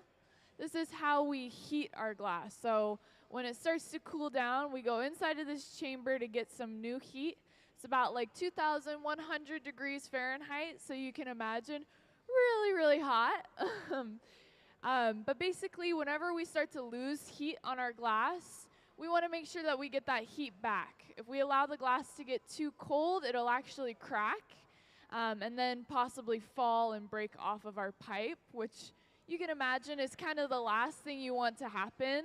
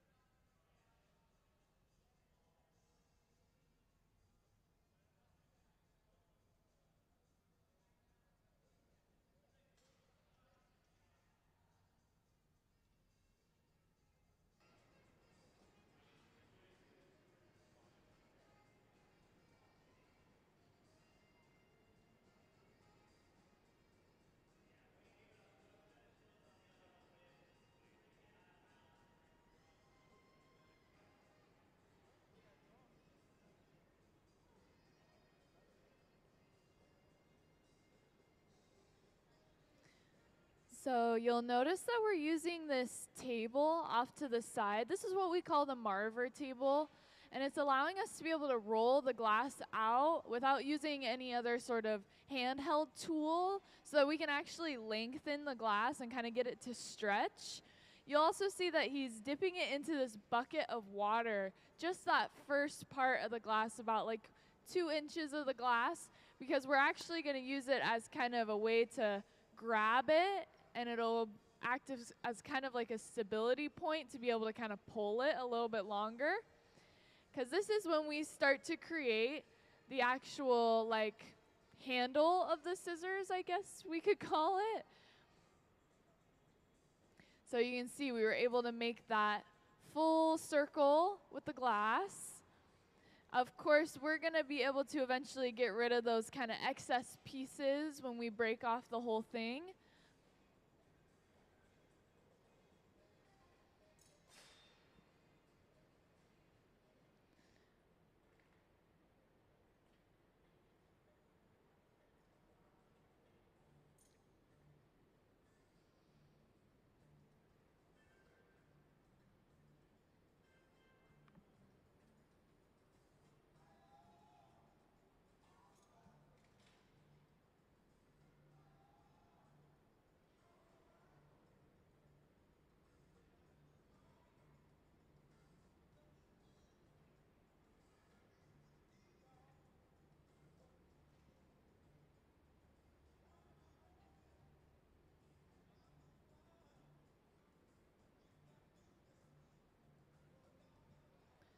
So what you're going to notice is that we have a second pipe now that we're going to be transferring onto.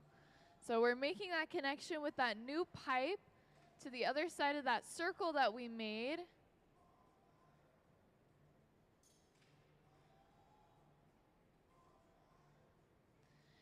And then we're going to get ready to actually break our little circle off of its original pipe.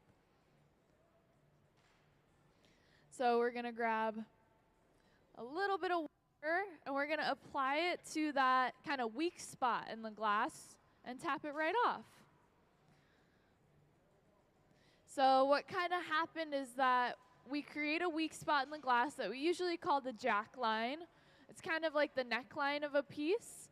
And then we add that water onto the jack line, which creates these very small cracks in the surface of the glass, so that when we tap it and send vibrations through the pipe to the glass, it actually wants to break at that location.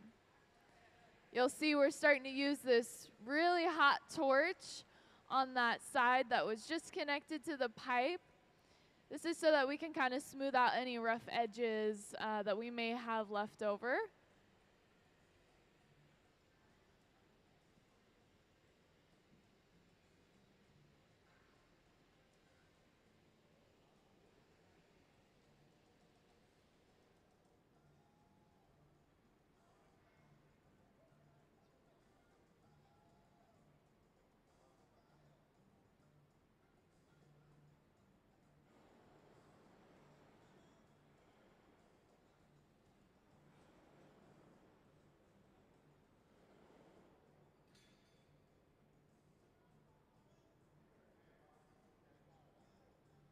So he's blowtorching that kind of surface to get it hot so that when we put the glass on it, it doesn't pull all the heat out of the glass.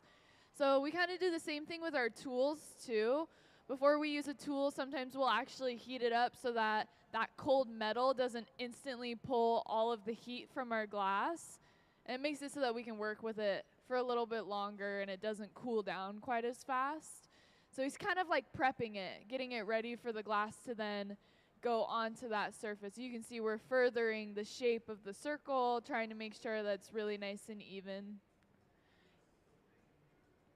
Yeah, so those are called cork paddles that we're using right now. So they kind of allow us to apply pressure, kind of press things down into place. A lot of times we use them to actually flatten like round blown bubbles. Sometimes they'll use them to make like flat stuff like this iron over here is a good example. It's like a completely flat surface. We would use those cork paddles to kind of flatten that.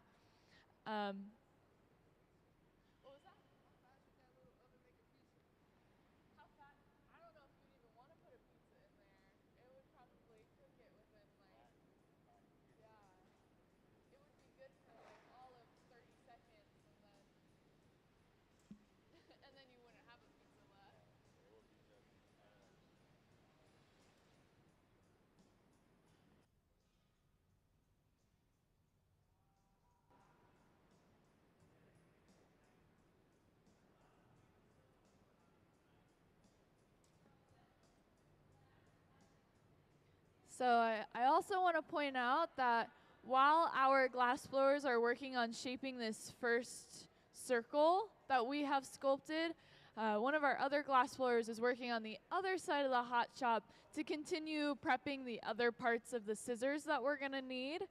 So there's a lot of kind of like they're working simultaneously to then kind of come together and create this one larger piece. Oftentimes this does happen in glass blowing. We'll have one team that is doing maybe the start of a piece and then the other team kind of finishes it off. In our case, it's like we're trying to make all these smaller individual pieces that are all going to come together to create one larger thing. And again, for those of you that are joining us, we're here with our visiting artist, Cheryl. We're working on a lot of these kind of inanimate objects that all have to do with like sewing to some degree.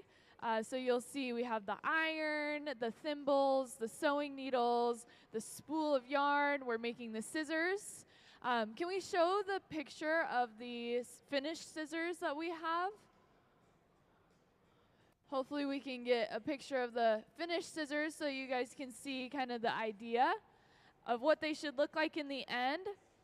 These are some scissors that we have previously done with Cheryl, but these are all being made to kind of honor and paint this portrait of Sally Hemings, who was a slave to Thomas Jefferson, actually was the mother to 6 of his children, and was his seamstress. So there's no actual photo record of her. So Cheryl is kind of creating this, I guess, figurative and kind of idea of who she was based off of the items that she would have used regularly. So yeah, we're working on some pretty big scissors. These scissors will be close to the same size as this iron that we have down here. So kind of compared to everything else that we're working on, they're pretty large. We made some this morning. We made a pair. So we're trying to make another one during the second half of today as well. Thank you for the image.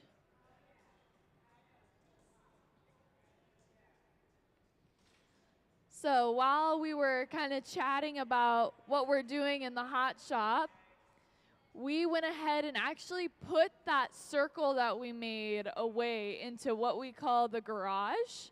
So this big silver box that you see over here, this is what we call our garage. It's at about 1,000 degrees Fahrenheit, and it's kind of like a waiting room for our glass. It lets it sit in there and rest, and kind of just holds it at a very perfect temperature so that we can pull it back out when we're ready for it. So all the pieces that we're going to be putting together are all going to be hanging out inside of this garage until we're ready for them. And then we'll pull them out and kind of start putting them all together, kind of in like a domino effect, one after the other. Otherwise, you'll see that we have a new pipe with some glass on the end that we have colored. And we're going to do the same steps as before to make these circles for the handles of the scissors.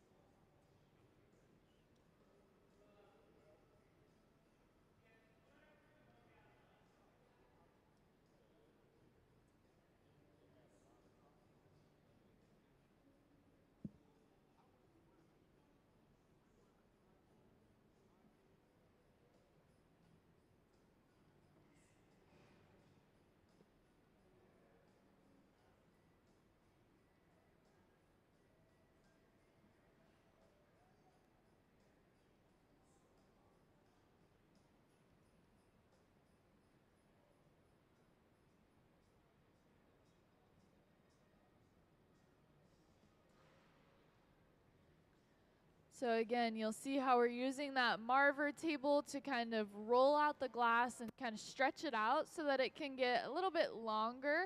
We're looking for kind of this like long kind of rod or like almost like a thread of glass that we can then use to almost like draw that circle with and create that sculpted full circle that we're looking for. And we're going to use, for those of you that weren't in here, we're going to use this little setup here. So you can see we have that optic mold that we're wrapping the glass around to actually create that perfect circle.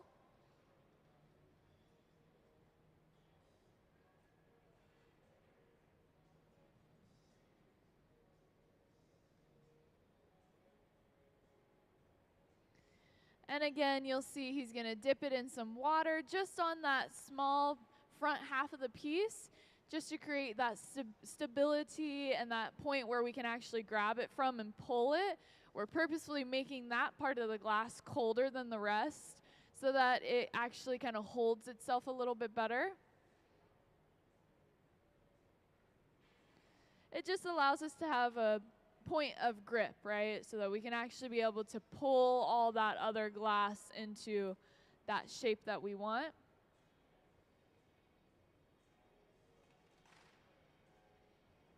You'll see now comes the part where we start to stretch that glass, allowing it to kind of fall with gravity.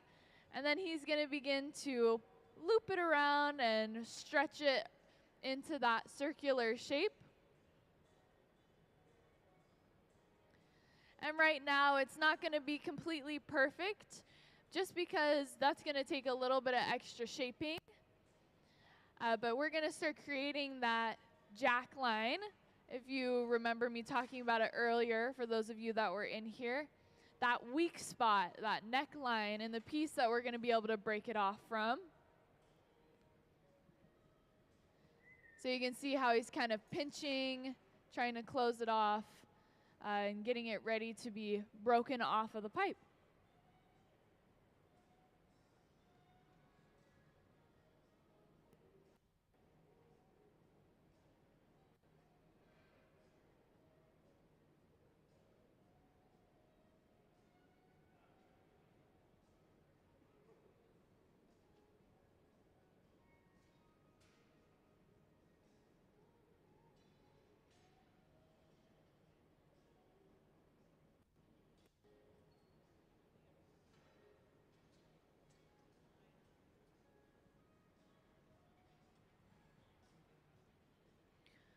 So you'll see one of our glass blowers is getting a punty, as we call it, prepared to be attached onto the other side of the glass. So just a little bit of glass on the end of that pipe, and then we're going to be able to use that to actually connect to it and switch over. We actually have to make this switch onto that new pipe so that we can get that perfect circle, right? We can have a little bit more freedom to shape that other side that isn't quite perfect yet. It kind of is still a little bit kind of off and not fully symmetrical. So you can see we're making that connection to the new pipe.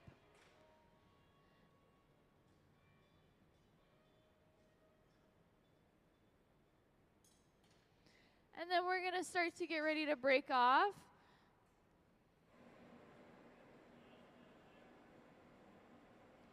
So we're adding a little bit of extra heat to that spot that we want to break, and then we're getting that water again and tapping it off.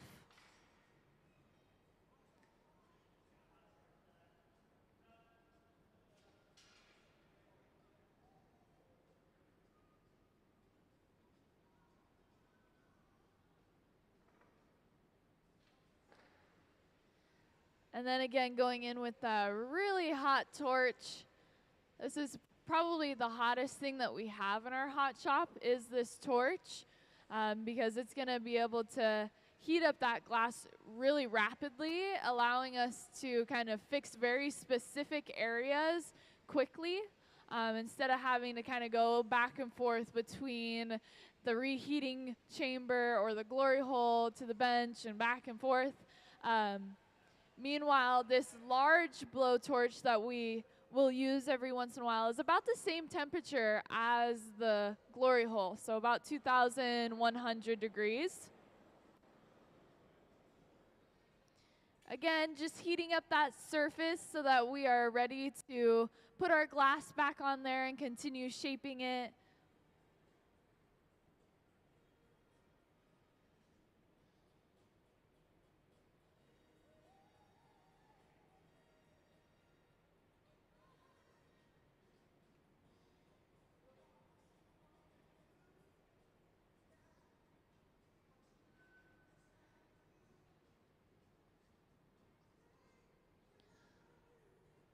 And you'll see we're going to start to apply that pressure with those cork paddles and begin kind of correcting that shape on the side that we couldn't quite reach beforehand.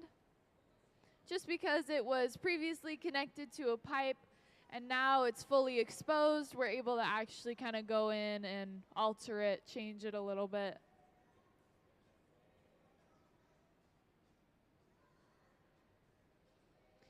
And after doing that shaping, you can now see that we have pretty much a perfect circle that we're going to go ahead, put into that garage with its little partner, right? We have two of them now, and they're going to hang out in there until we're ready to take them out.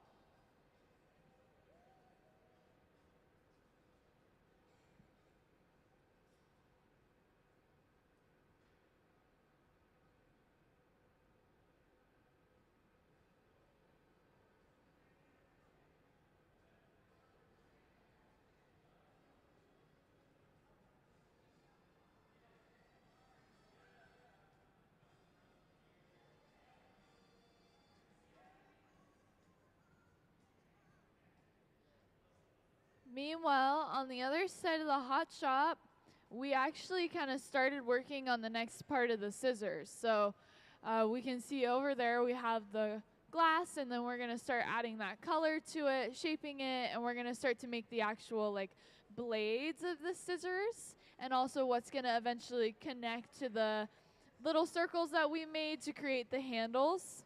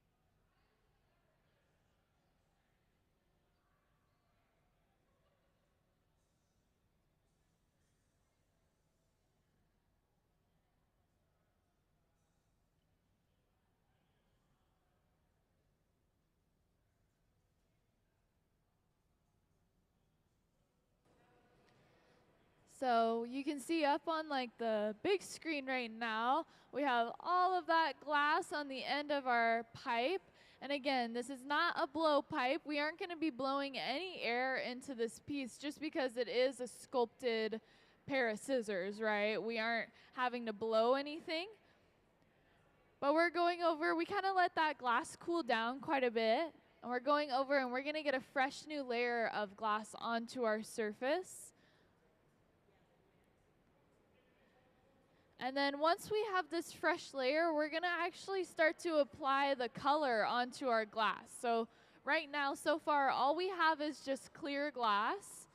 And we're going to get ready to start actually adding on the color that we're going to be using for the scissors, which is kind of this like silvery metallic kind of color.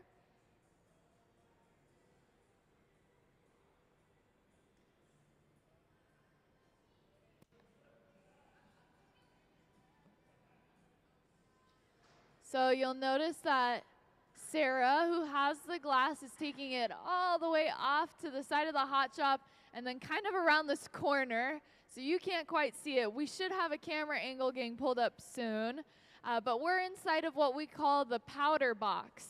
So when we use powdered glass, we have to use it in a very controlled and safe environment.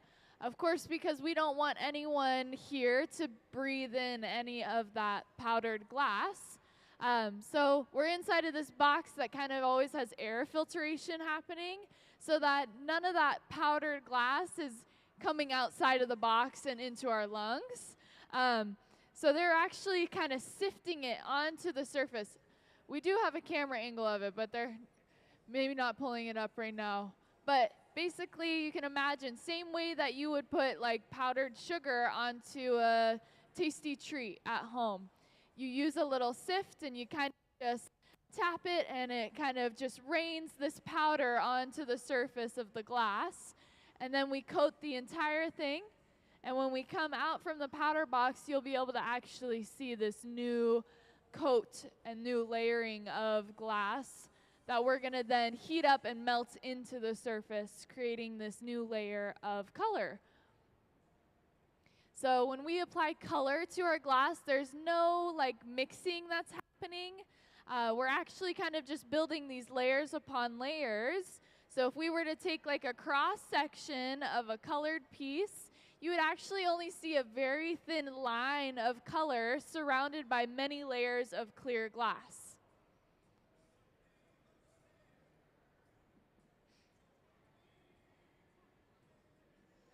There it is. Here you go. So we have a little visual of that inside of that powder box. So you can see we literally have just like a little sift that we fill up with all of that powdered glass, and then we kind of just tap it and let it kind of dust onto the surface.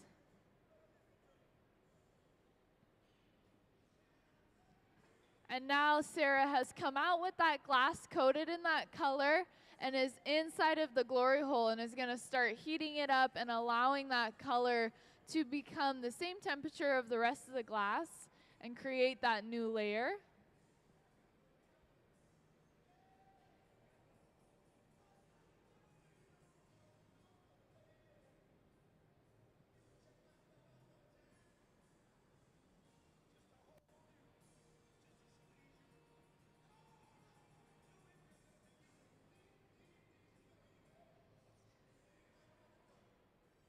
And I do want to mention that you may notice that right next to Sarah on that table, we have a bowl of what looks like powder color. So the difference is that some color that is in that powder form is so fine that it could just easily get kind of swifted up into the air, and you wouldn't even really be able to see its particles. It's so just like delicate that it would instantly enter our atmosphere and then get inhaled, whereas other powders aren't quite as finely ground, and so they're a little bit still kind of coarse or more like a sand instead of a full powder.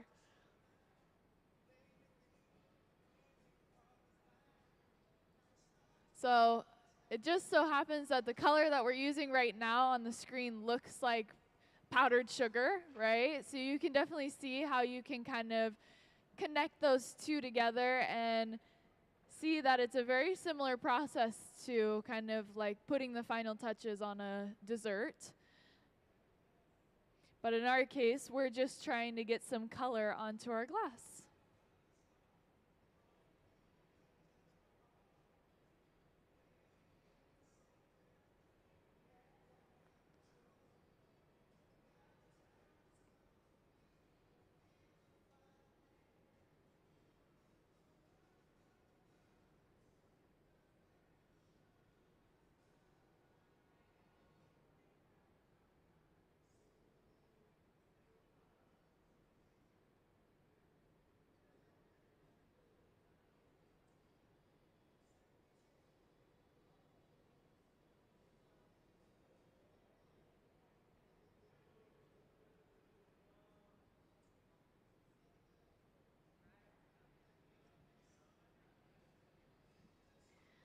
And then I just want to check in with you guys. Does anyone have any questions about anything that you see? Maybe I haven't talked about it, or maybe you want to know a little bit more about something.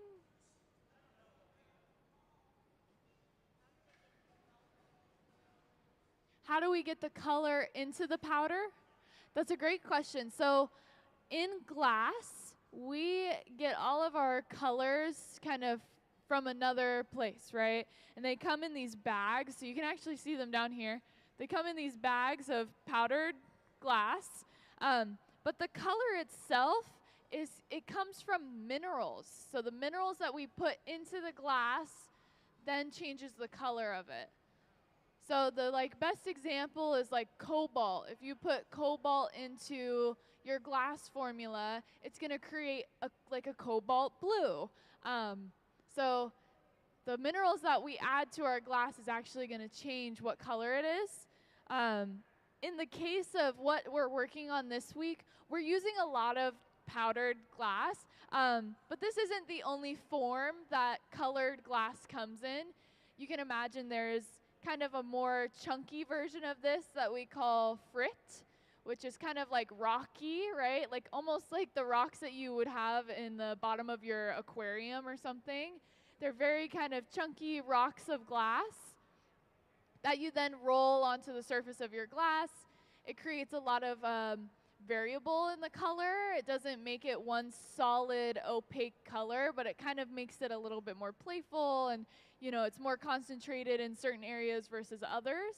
And then there's bars of glass, which there is a bar inside of this, but to keep it safe, it's all wrapped up. But it's a solid bar of colored glass.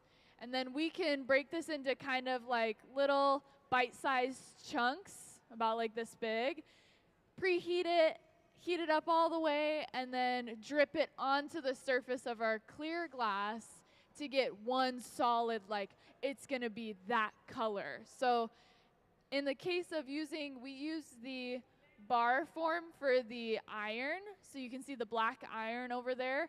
We use this black bar to actually color that entire thing, but we only used a small, portion of it to be able to produce that black color across the entire surface. So it's very interesting.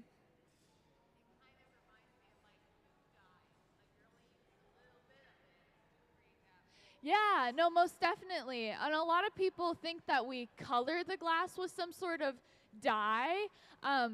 And I guess the mineral is like what the dye is, right? The mineral changes the color, and then we only need like a little bit to be able to color an entire piece. In the case of using powder, we do have to use a little bit more just because we're sifting, that very fine dust onto the surface. Yes. Yeah, so everything starts with clear, at least in the case of our hot shop. So some places have pre-made vats of colored hot glass, but we don't do that. We just have the glass furnace that has completely clear glass inside of it. So we start with the clear, and then we actually manually add the color that we want it to be. Yeah, of course. I think actually, since we're still kind of, moving a little bit slow on the sculpting process, we can play a video. We can play the color overlay video, and that'll give you a really good idea of how color works, how we apply it, and the different way that we apply it, just because you aren't getting to see it here today. So yeah, could we play the color overlay video? The color in glass comes from adding various materials to the mixture of raw ingredients called batch. Most of the colorants are compounds containing some kind of metal. For example, adding cobalt to clear glass creates a deep blue. Tin and antimony can be used to create white glass, and gold chloride can produce a rich red or pink colored glass. Colored glass is melted in furnaces, just like clear glass, and then is usually rolled into bars for storage and easy application. In order to apply color bar to a bubble, we first need to preheat the color to approximately 950 or 1000 degrees Fahrenheit in a color oven or garage. Once warm, the color is then picked up on the end of a punty rod using a little bit of clear glass as a support. The color is then heated in the 2300 degree glory hole to soften it and make it malleable, while another artist creates a small bubble of clear glass on a blowpipe. Once warm, the color is dropped over the clear bubble, and then using a variety of hand tools or the steel Marva, the color is rolled back over the clear in an even layer. This process is called dropping color, or creating a color overlay. Depending on the project, that bubble is then usually gathered over with clear glass and blown into the final form.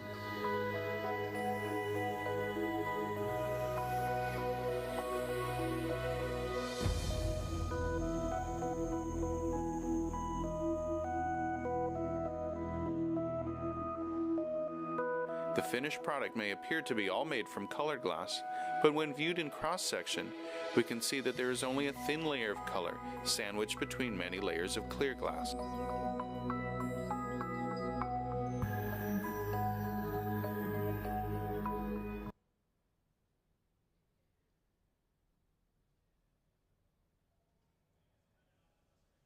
So yeah, I hope that gave you a little bit of a better idea. Maybe it brought up some more questions or... Yeah, so I actually just found out from one of our glass blowers that the iron down here actually was colored with powdered glass as well. So pretty much everything that we're doing this week is all being done with this powdered glass. But typically we would use a bar to color larger pieces.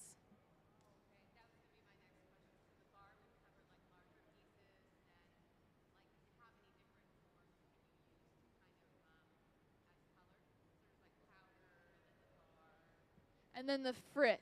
So they kind of move in, the bar is the most solid. The frit is kind of the in-between of a bar and powder. So frit is like this rocky, kind of more chunky, I guess more coarse. It's kind of crushed up. If I were to take this bar and crush it up into just smaller shards and chunks of glass, and then use that to roll it onto the surface. That's frit. So there's the 3 different classifications of coloring. You're okay. No, ask away. We just got done at the gallery. Yeah. And I just gallery versus, but I guess how the designs that are very fine, very thin, almost as if someone were to take a marker, right? Yeah, and they're drawing, it looks like a drawing on it, right? Yeah. So for those very thin, there's even some up here that have those very small detailed lines. We do techniques that involve cane. So I don't know if you know anything about cane, but I'll give you a quick kind of overview. Cane is the technique of pulling thin rods of glass. So we pull these very thin rods of, I don't know if I have any up here. All my examples are gone. But they're these very thin, small rods of glass that then we can break into smaller pieces and used to create patterns. So we can do things like create striping patterns. We can create kind of like those crisscross patterns. We can create marinis, which is then like a image inside of that cane that then can be laid face side up to create these like, you know, different little images in the glass. Do we have the slide that shows how we do reticello? Can we see the slide about reticello? Reticello is like the crossing, kind of creating these cross sections with the cane to then trap in very small bubbles, kind of these little trapped air bubbles in between the crossing of the cane. I wish the image would show up of the reticello. We'll see if they can find it and pull it up for me. But yeah, there's all kinds of really intricate and really cool and interesting techniques to create different kind of lines and patterns and shapes and images in the surface of glass. There's also like, you know, kind of printing, screen printing onto the glass. Sometimes like once a piece is actually no longer hot and it's been cooled, and then we're doing cold working, which is like the grinding and the, you know, finishing details. We can do sandblasting to create etchings, and we can grind the glass to create actual drawings on the surface. So there are lots of ways to kind of personalize and make the glass unique. Yeah, of course.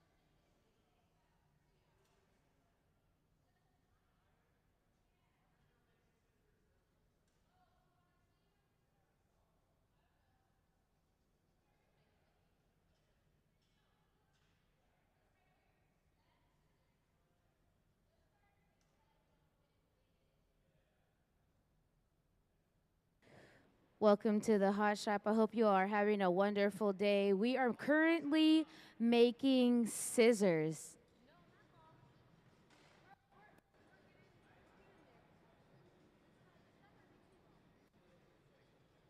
So right now what we're doing is we have already gathered glass.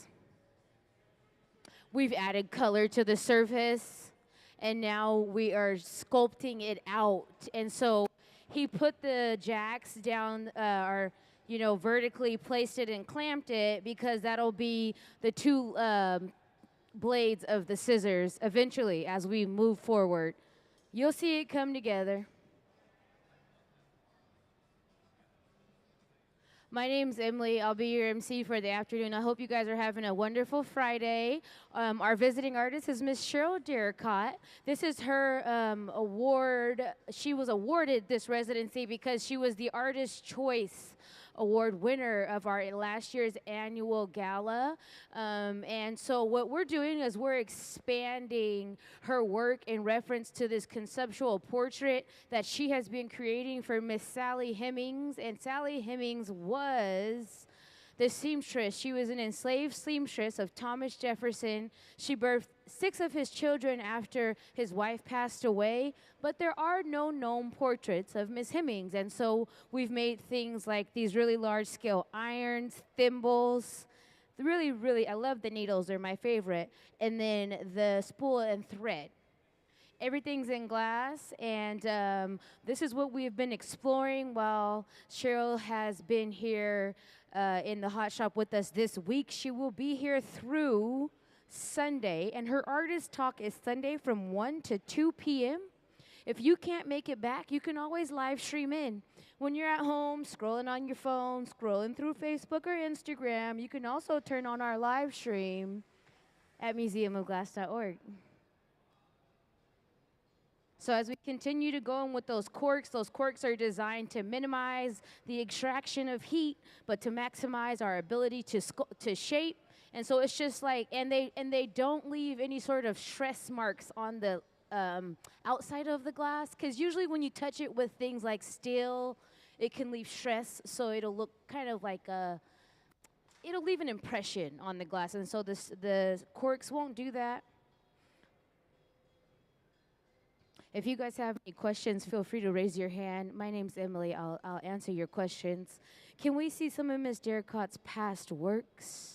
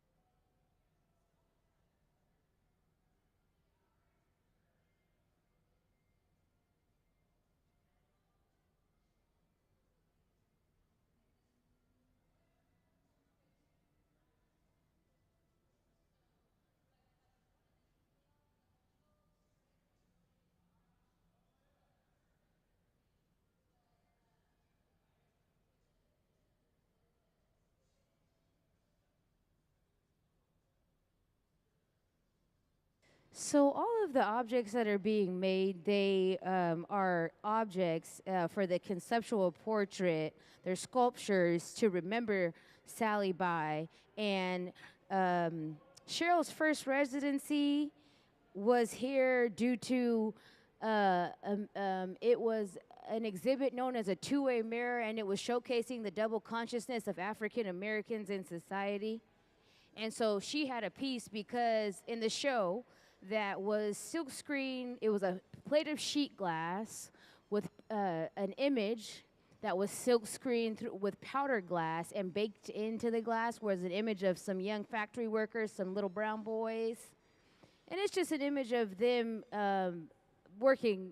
I'm not exactly sure who they were, but it was just a photo in glass. And so that piece, she was then invited to the hot shop in relation to the exhibit because she had work in our exhibit.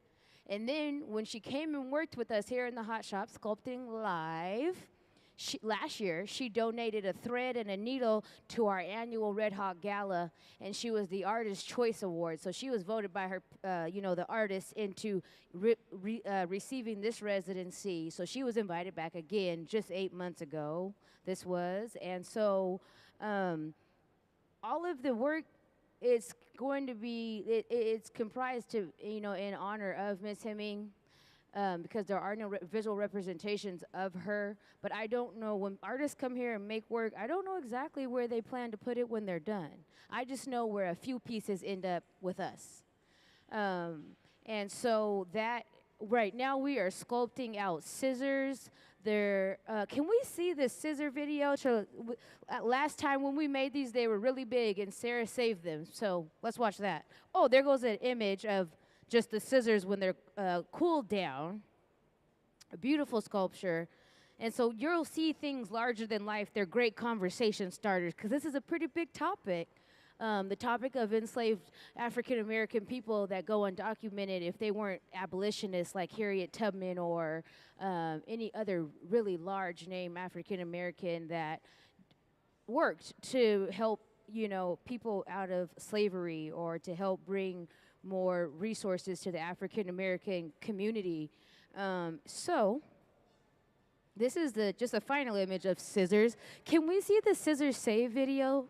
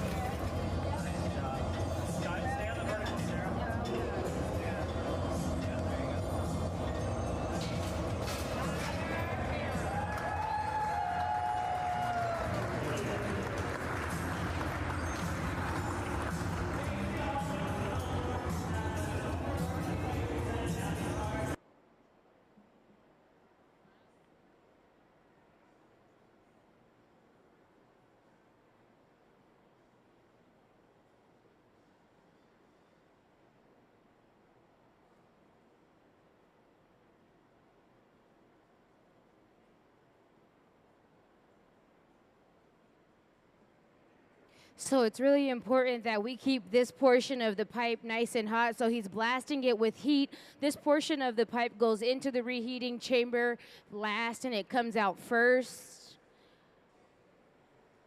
We'll go into the reheating chamber in just a moment to get the glass nice and evenly heated throughout. Can I see the glory hole diagram?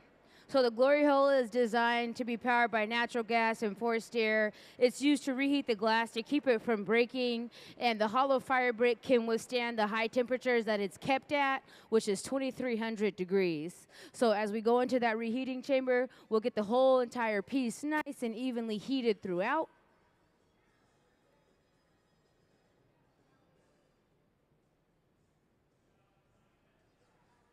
Thank you.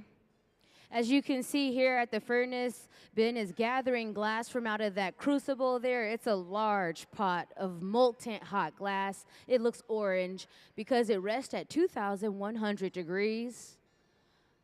but really it's clear when it cools down. So we add color to the glass here in the hot shop. There's a different type of application depending on what we want to do.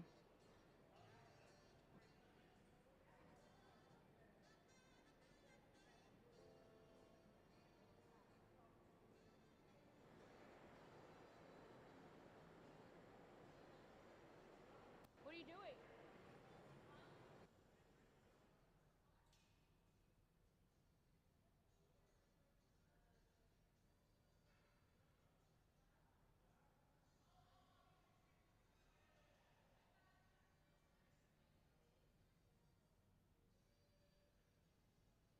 So he dipped into the furnace there to gather glass. So hot glass likes, glass likes to stick to hot steel. So we heat up those rods, stick it into the furnace, rotate it, gather glass.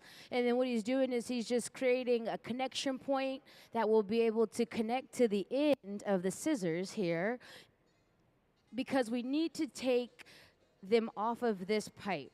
We need to take the structure off of the initial pipe so we can work on the opposite side.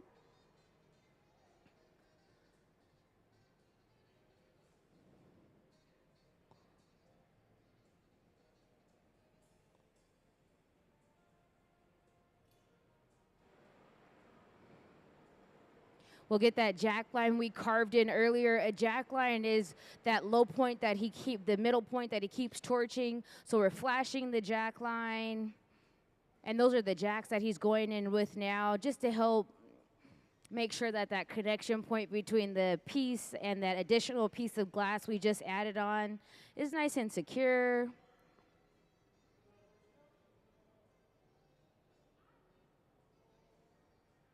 So we'll go in, add get a little water on our tweezers, put it onto that jack line. It's a weak point that we carved into the glass in that area. Tap the pipe. And that's how we transfer the glass from one pipe to the other pipe so we can work on the opposite side.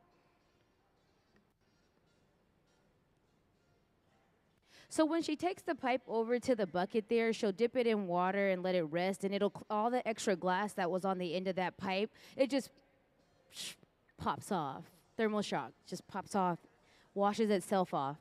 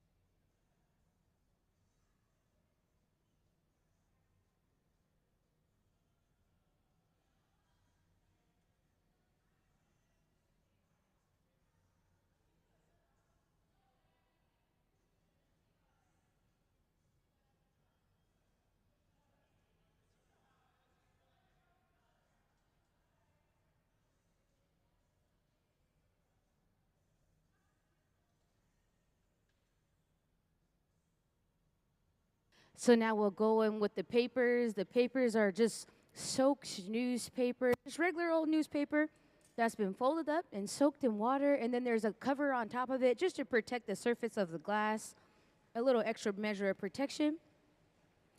And then in with our jacks to cinch that color back together, because you could see the clear. We don't want the clear to be exposed. The color was added on to the surface of the glass in this process through dipping hot glass into color powder, and then it becomes that really beautiful gray.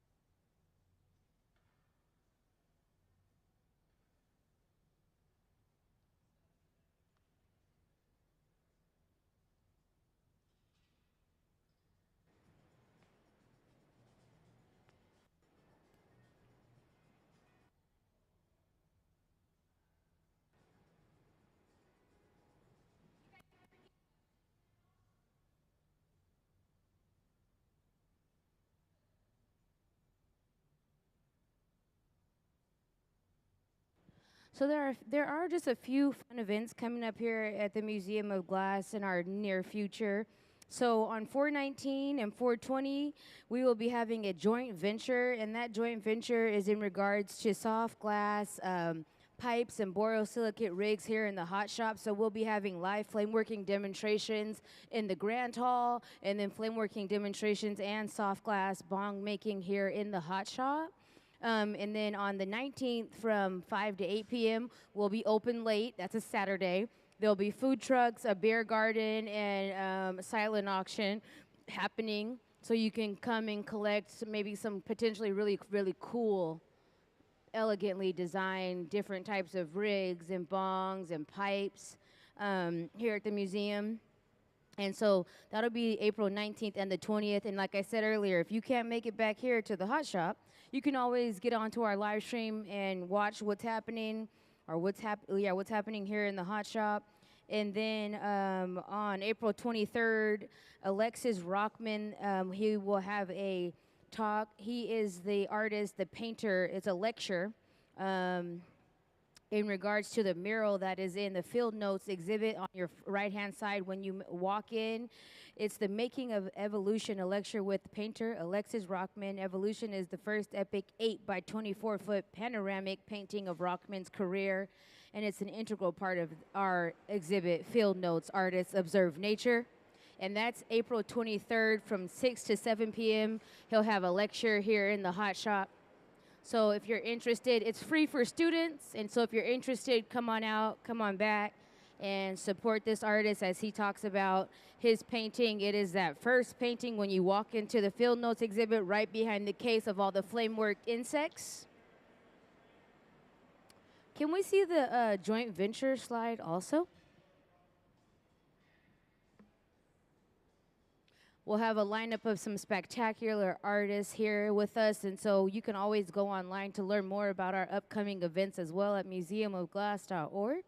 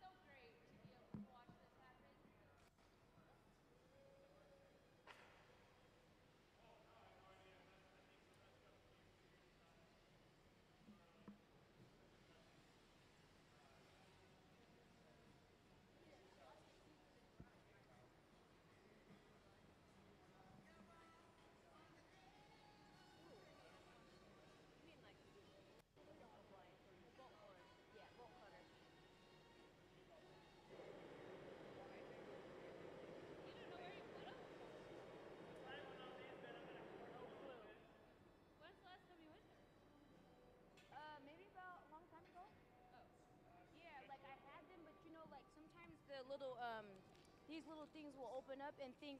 Oh, like look at Yeah, that. yeah, Look at yeah. that. I hate these things. They're horrible. Yeah, I stopped using them because. Yeah, what's better, this part, huh? This one? Yeah. They keep on opening and then detaching Yeah. themselves. Or this arm gets loose and then it's. That's my life. Yeah. That's my life. And so, Pluto ate the other one of this, $85. That's to get in my house. And he ate it.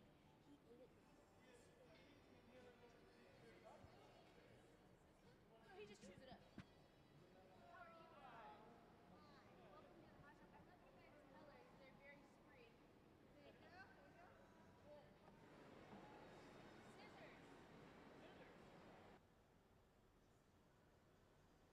Can we please see the final image of the scissors? Just the picture.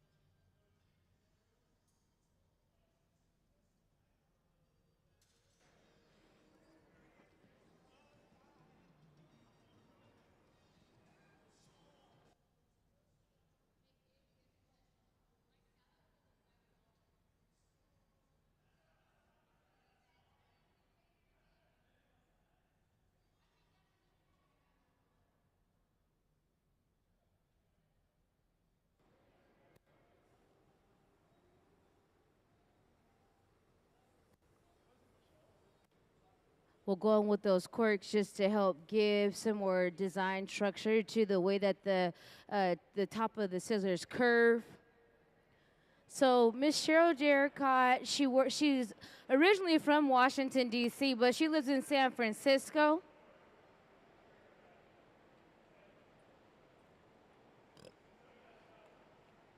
And she's a visual artist, and her favorite mediums are glass, paper, and textiles.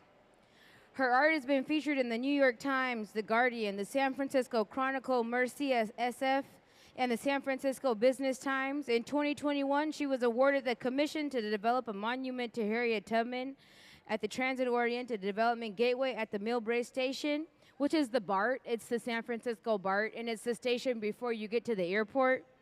And at this Millbrae Station, she created the first sculptural tribute to the abolitionist in glass, Harriet Tubman, and it was entitled Freedom's Threshold. The monument was unveiled in March of 2023.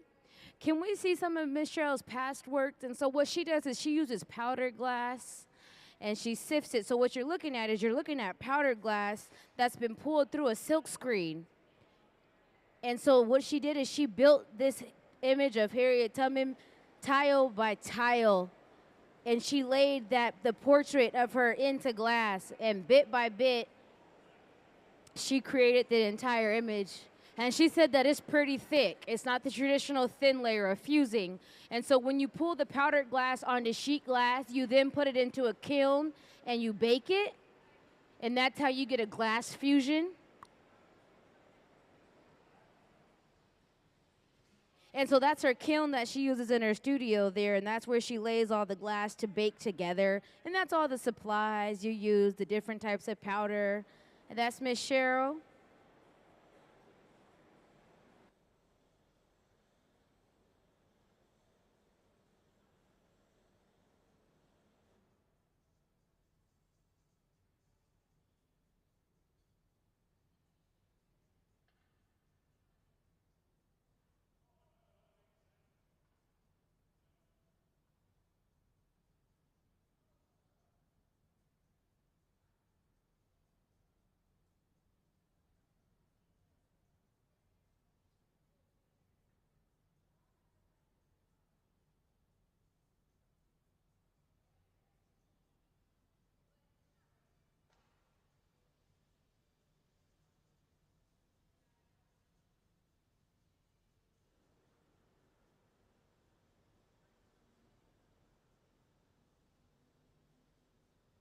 It's really important that we hit that clear glass connection point at the end of the pipe there with that fluffy torch as she's doing, because this is our connection to the process.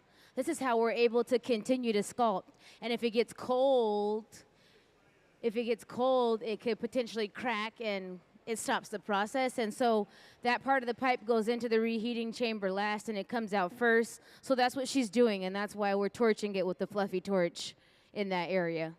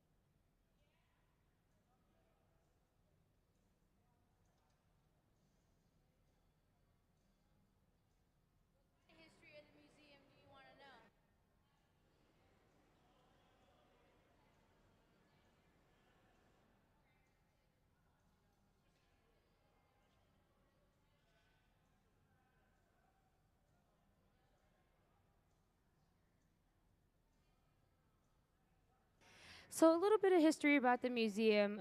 So back in the day when the president of he was the president of the University of Puget Sound and Chihuly, his name was Phil Phibbs, and Chihuly, they proposed to the city of Tacoma a revitalization of the waterway, and the proposal was accepted, and he proposed that Tacoma needed a museum of glass because of this being an epicenter of glass, and it would serve the community well, and the waterway needed to be revitalized. So the reason why we're under this cone is because down back in the day, in this area, there were wigwam burners that burnt off different type of materials that drifted down the waterway.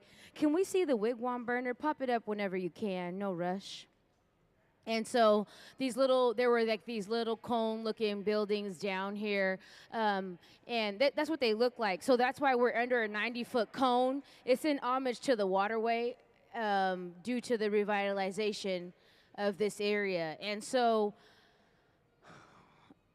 how that came to be was initially Chihuly studied, and he's from this area, Tacoma, and he grew up just maybe 10 minutes up the street. His mother had a house like in the area of 6th Avenue, and he went to schools here.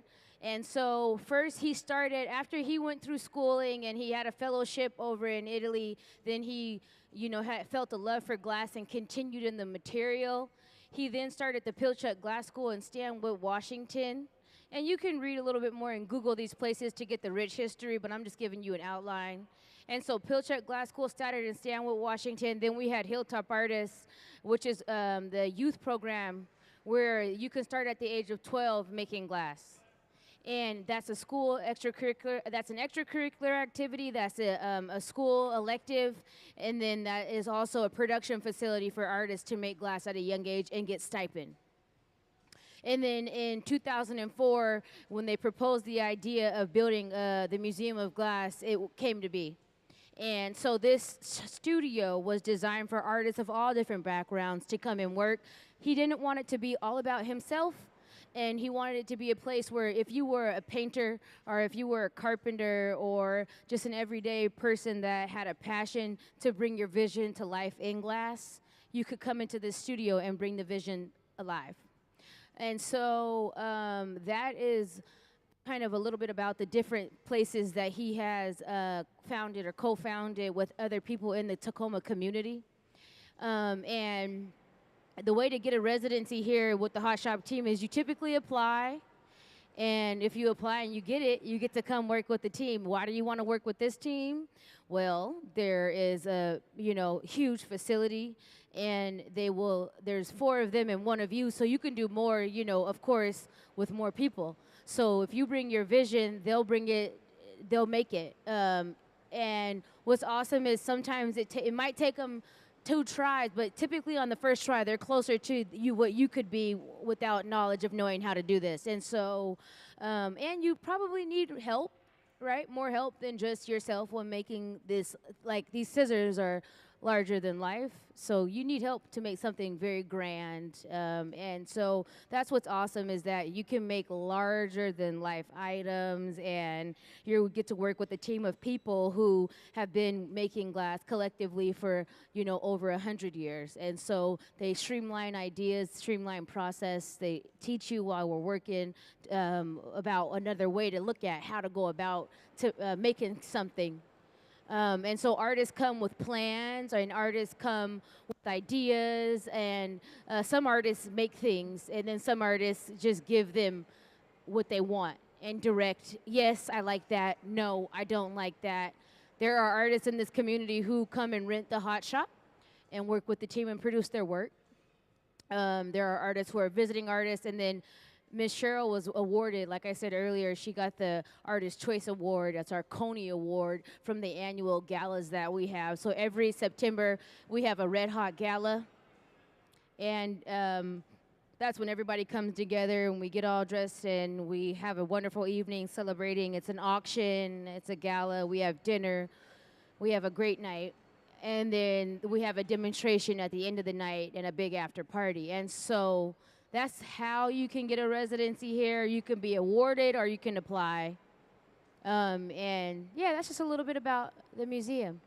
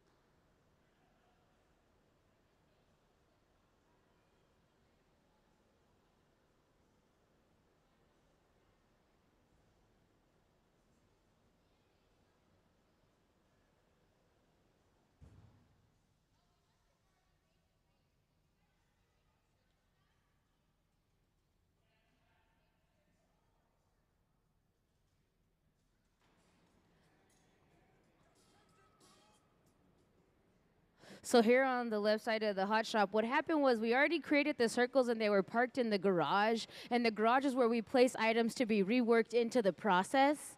And so that it's literally an oven. And there's a hot side and a cold side, and the cold side's 800 degrees, and the hot side's about 1,000 degrees, and it's hot enough to hold it steady, but it's not high enough in temperature so where it'll keep melting. And so when they're ready, we'll bring that ring over and place it on top.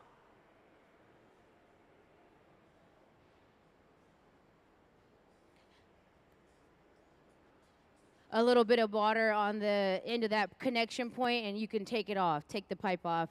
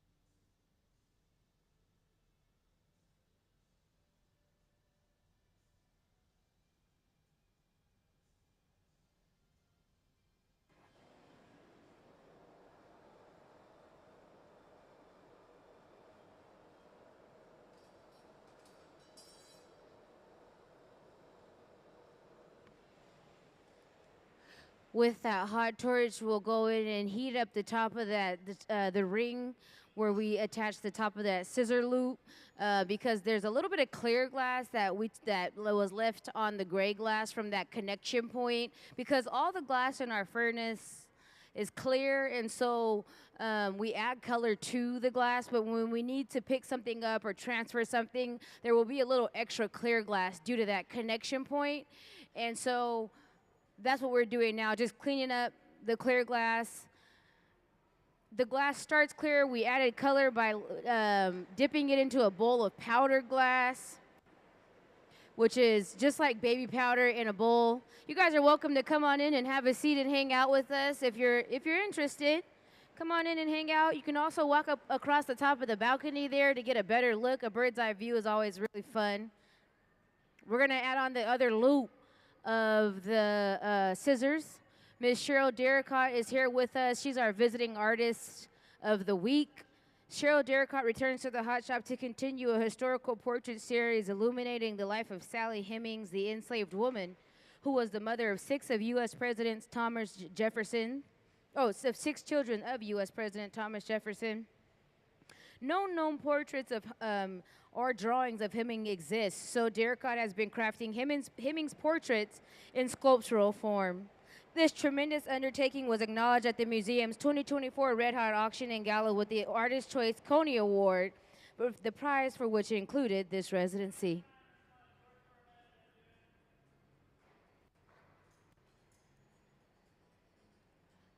That reheating chamber rests at about 2,300 degrees, and it's really important that we go in and out of the reheating chamber to keep the piece above a certain temperature to prevent any sort of thermal shock.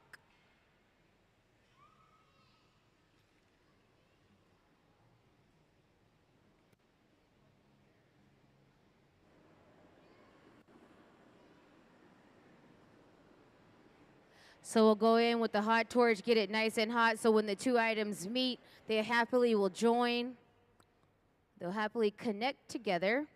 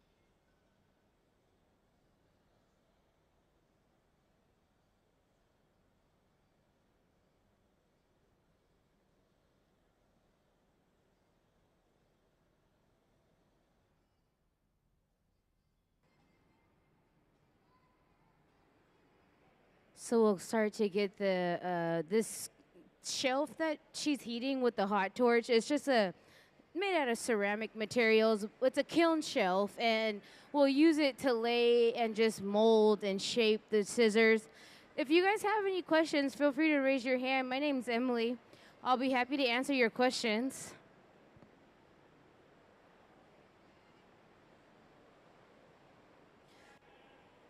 So we're gonna slowly bring the two pieces together so they'll meet in the middle. When we have to do this movement of the glass incrementally, because you just want to be really mindful of not using too much force to stress out the material. So you have to slowly melt, like, shape it and bring it together, because you want everything to work evenly and precisely. You get it too hot, it'll move around too much. And if you shape it too much and it starts to get cold, you could start to interfere with thermal shock. So it's a really delicate balance you have to ride to make it work successfully. We got it nice and hot, and he'll come in and start to squeeze his grip together, close it in, bring it together by resting it on this kiln shelf here that we preheated with the torch.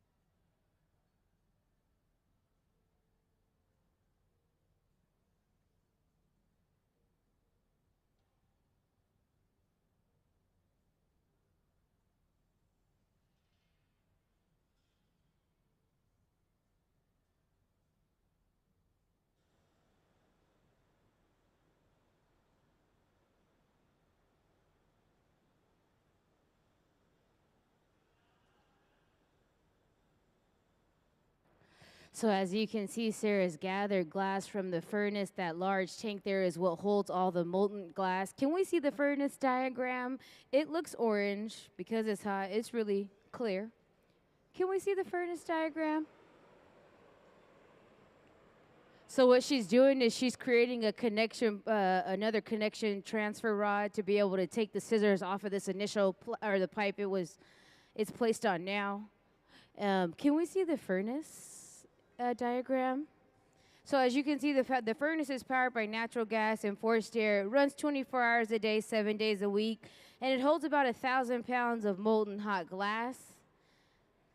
It rests at 2,100 degrees, and what she did with the pipe is she gathered some glass, and now she's going to shape it, and we'll call it a prong punty, so we can place a piece of the punty on each chops of the loops on top of the scissors. So she's going to create a connection point, and we're going to transfer the scissors off of this rod so we can go back in and start to pull out the bottom of the scissors, so to make it a sharp point. Thank you. On April 20th, April 19th and April 20th, we'll have a couple of events going on here at the Museum of Glass. It'll be a joint venture here in the hot shop. We'll be exploring soft glass soft glass bong making, dab rigs, and pipe making on the torches in the Grand Hall. So if you're interested in coming to hang out with us here in the hot shop on 419 and 420, come down and learn a little bit about pipe making, rig making. We'll have an event on April 19th from 5 to 8, food trucks, a beer garden, music, and demonstrations throughout the museum.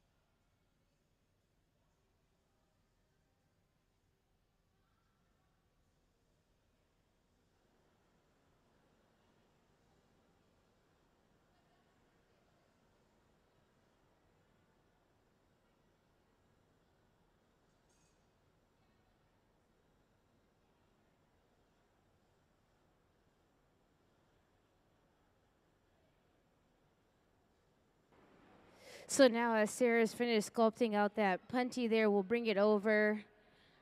And then when the glass is contained enough from being all wiggly and hot and spicy, and we'll put it onto the bottom of these scissors here.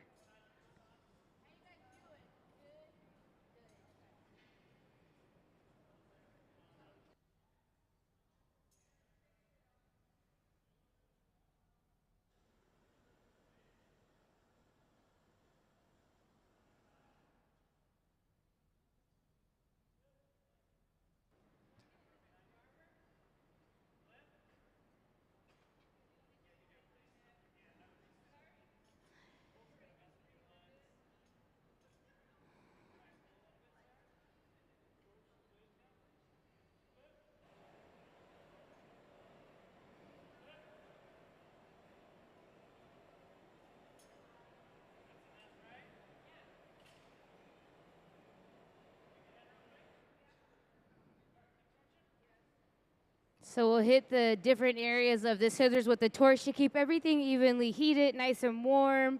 We'll be sure to hit the back of that pipe where the clear connection point is to the bottom of the scissors. And then we're gonna go in with water. We're gonna put water on that connection point, tap the pipe, and ooh.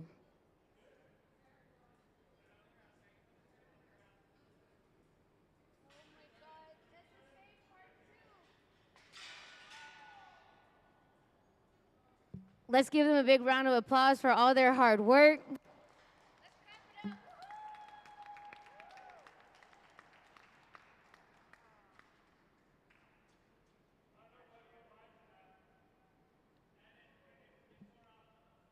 Can we please see Miss Derricotte's visiting artist video? I'm Cheryl Derricotte, and I'm a visiting artist in the Museum of Glass, and I live and work in San Francisco, California. I've been making a conceptual portrait of Sally Hemings this week during my residency. Most people know Sally Hemings as the mother of 6 of Thomas Jefferson's children. However, Sally was so what also we're doing here is can you stop the video, please? That was her position within Monticello. So what we're doing here is really, really difficult. We're asking a very, very lot out of the material. So making these things, sometimes they fall on the ground like that. So between the 3 of us, I've been doing this for 30 years, Ben over 30 years, Sarah like 25 years. So between us, you know, we almost got 100 years experience, and still this thing, these are challenging every time. Like the first pair we made this morning, we got them all the way to the end, and it kind of broke off that transfer rod prematurely, but luckily we had gloves on. We were able to catch it, put it in the oven. But what we're asking of the glass here is a lot, and you don't usually see things like this made out of glass in this way because it's very difficult. So just wanted to say that.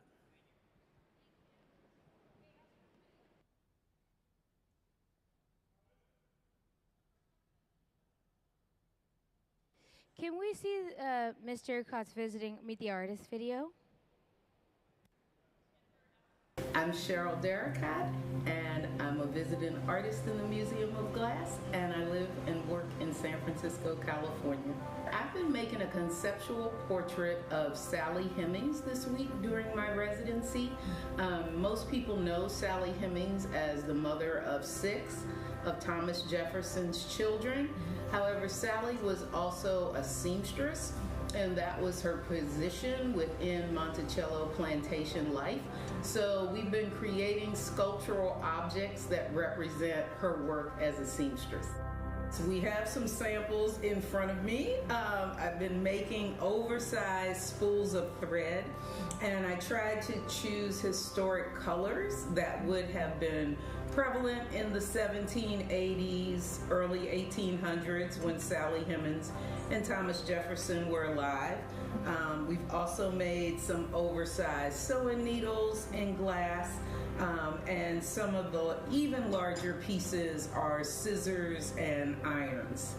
I tend to have a research-based practice, so a lot of times I will be triggered, quite frankly, by a phrase I hear or something I read, and I'm like, oh, that's interesting. And I start, following that and researching it. I got interested in history pretty young. I was a history minor in college, so I always enjoyed it. And I think as an adult and as an artist, I began to see that we were having a lot of challenging contemporary dialogues about things like race and equity and place, and it was because we really hadn't dived into our history. And so when I had the opportunity to do a group show at the French consulate, I realized that, whether I liked it or not, it was time to dive into Thomas Jefferson, who was one of our most notorious French ambassadors. It's important for all artists to do the work that they're called to do.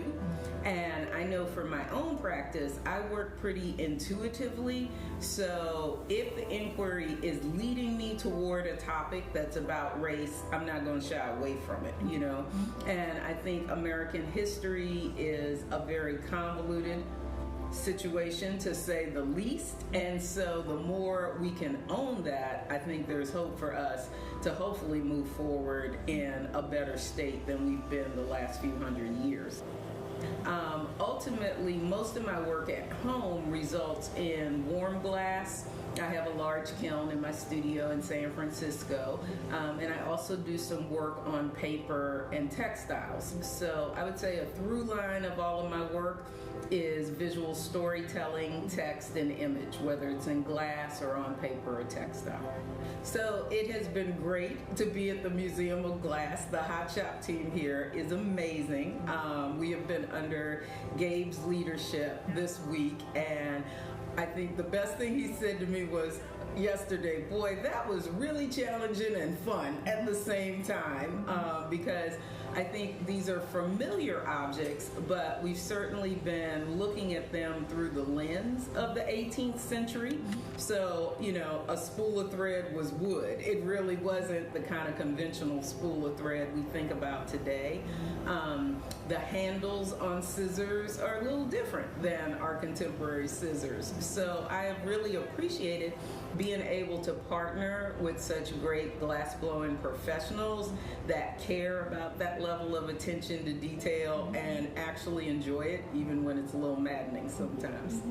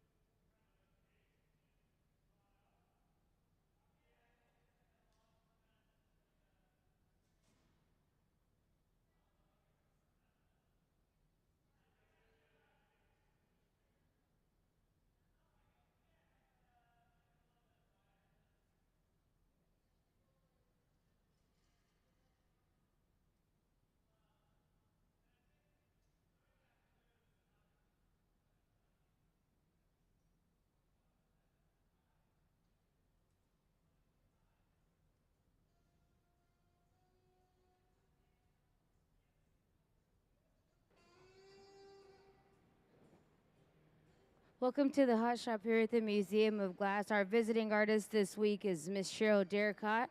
In just a moment, we'll get back into the process. We just have to take a second to regroup.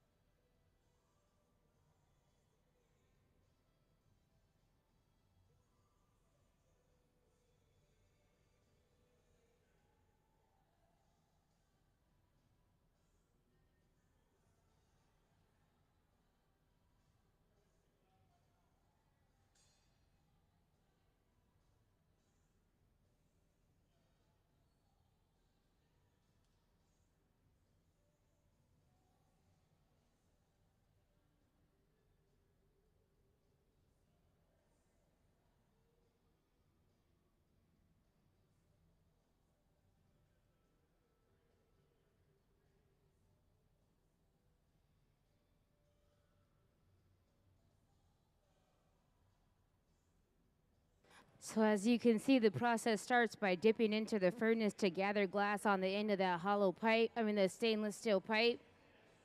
When we gather the glass out of the furnace, it's kind of like dipping into a jar of honey. Can we see the furnace diagram? So that hot glass likes to stick to hot steel, and as you can see, this furnace is powered by natural gas and forced air. It runs 24 hours a day, 7 days a week, and it holds up to about 1,000 pounds of molten hot glass. It rests at 2,100 degrees, and dipping into the furnace is like dipping into a jar of honey. As we rotate that pipe, the glass contains a certain level of viscosity, which allows it to adhere to itself. The more we dip into the furnace and rotate that pipe and gather, the larger that mass becomes. Today, we dipped the hot clear glass into a bowl of colored powder to create a different color at the surface. Thank you. We're gonna sculpt out some needles. As I said earlier, everything we're doing is sculptures of what a seamstress would use, because Sally Hemings is who we're making this conceptual portrait of based upon many different sculptures. She was an enslaved seamstress for the President Thomas Jefferson. Many African Americans went undocumented if they weren't abolitionists of some sort, like Harriet Tubman, or larger name African Americans.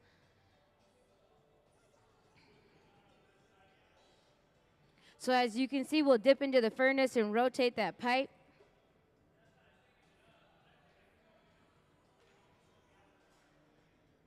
We'll strip off some of that glass from the surface, just so there's a thin layer of clear, exposing the true color of the glass. We'll go in with our shears and slowly start to create like a little knob, cut it off.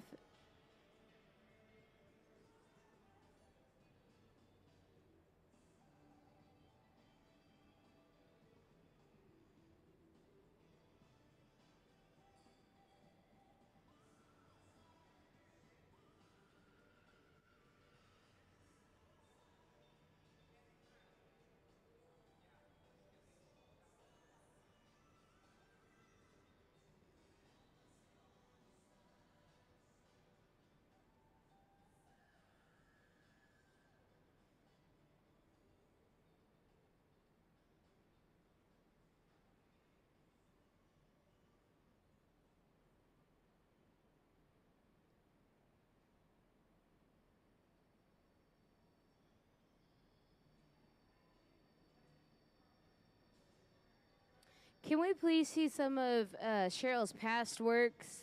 Cheryl currently lives in San Francisco, and she really enjoys working in paper, textiles, and glass. And in her practice, she silk screens images into glass. And as you can see here, she'll use powder glass, sift it through a screen, and bake it into sheet glass to create these portraits.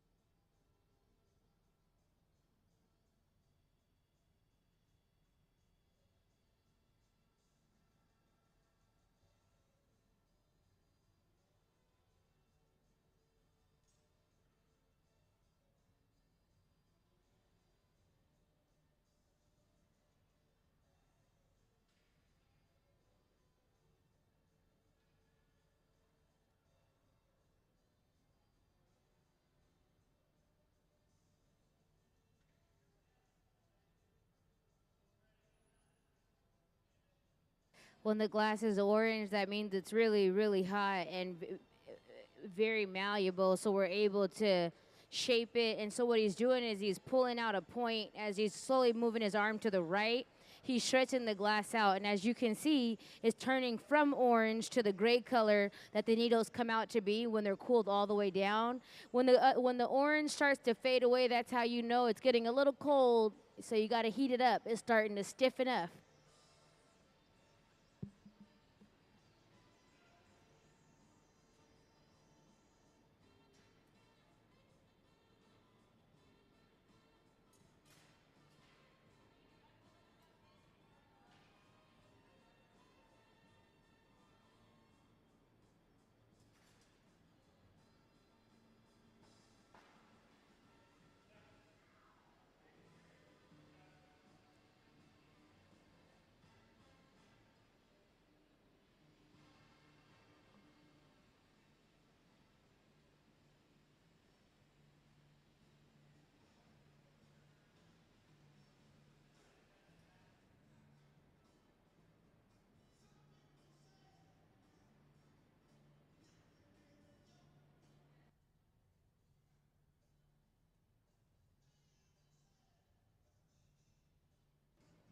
Can we see the glory hole diagram? As we go in and out of the glory hole, it just allows us to get the glass nice and hot again to where it's up to those super high temperatures where we're able to manipulate the shape. The glory hole is powered by natural gas and forced air. It's used to reheat the glass to keep it from breaking, and it rests at about 2,300 degrees. Thank you.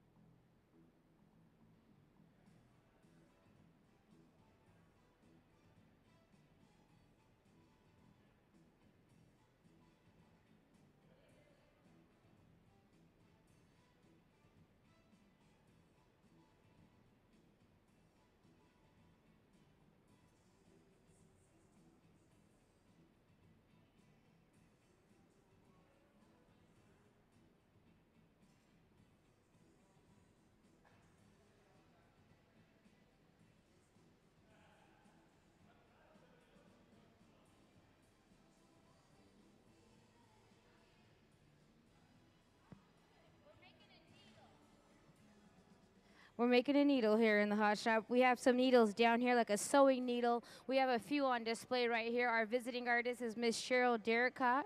We're making items as a conceptual portrait for Miss Sally Heming. She was an enslaved seamstress for the President Thomas Jefferson, and she also birthed 6 of his children, but there are no known photos, paintings, or drawings of her.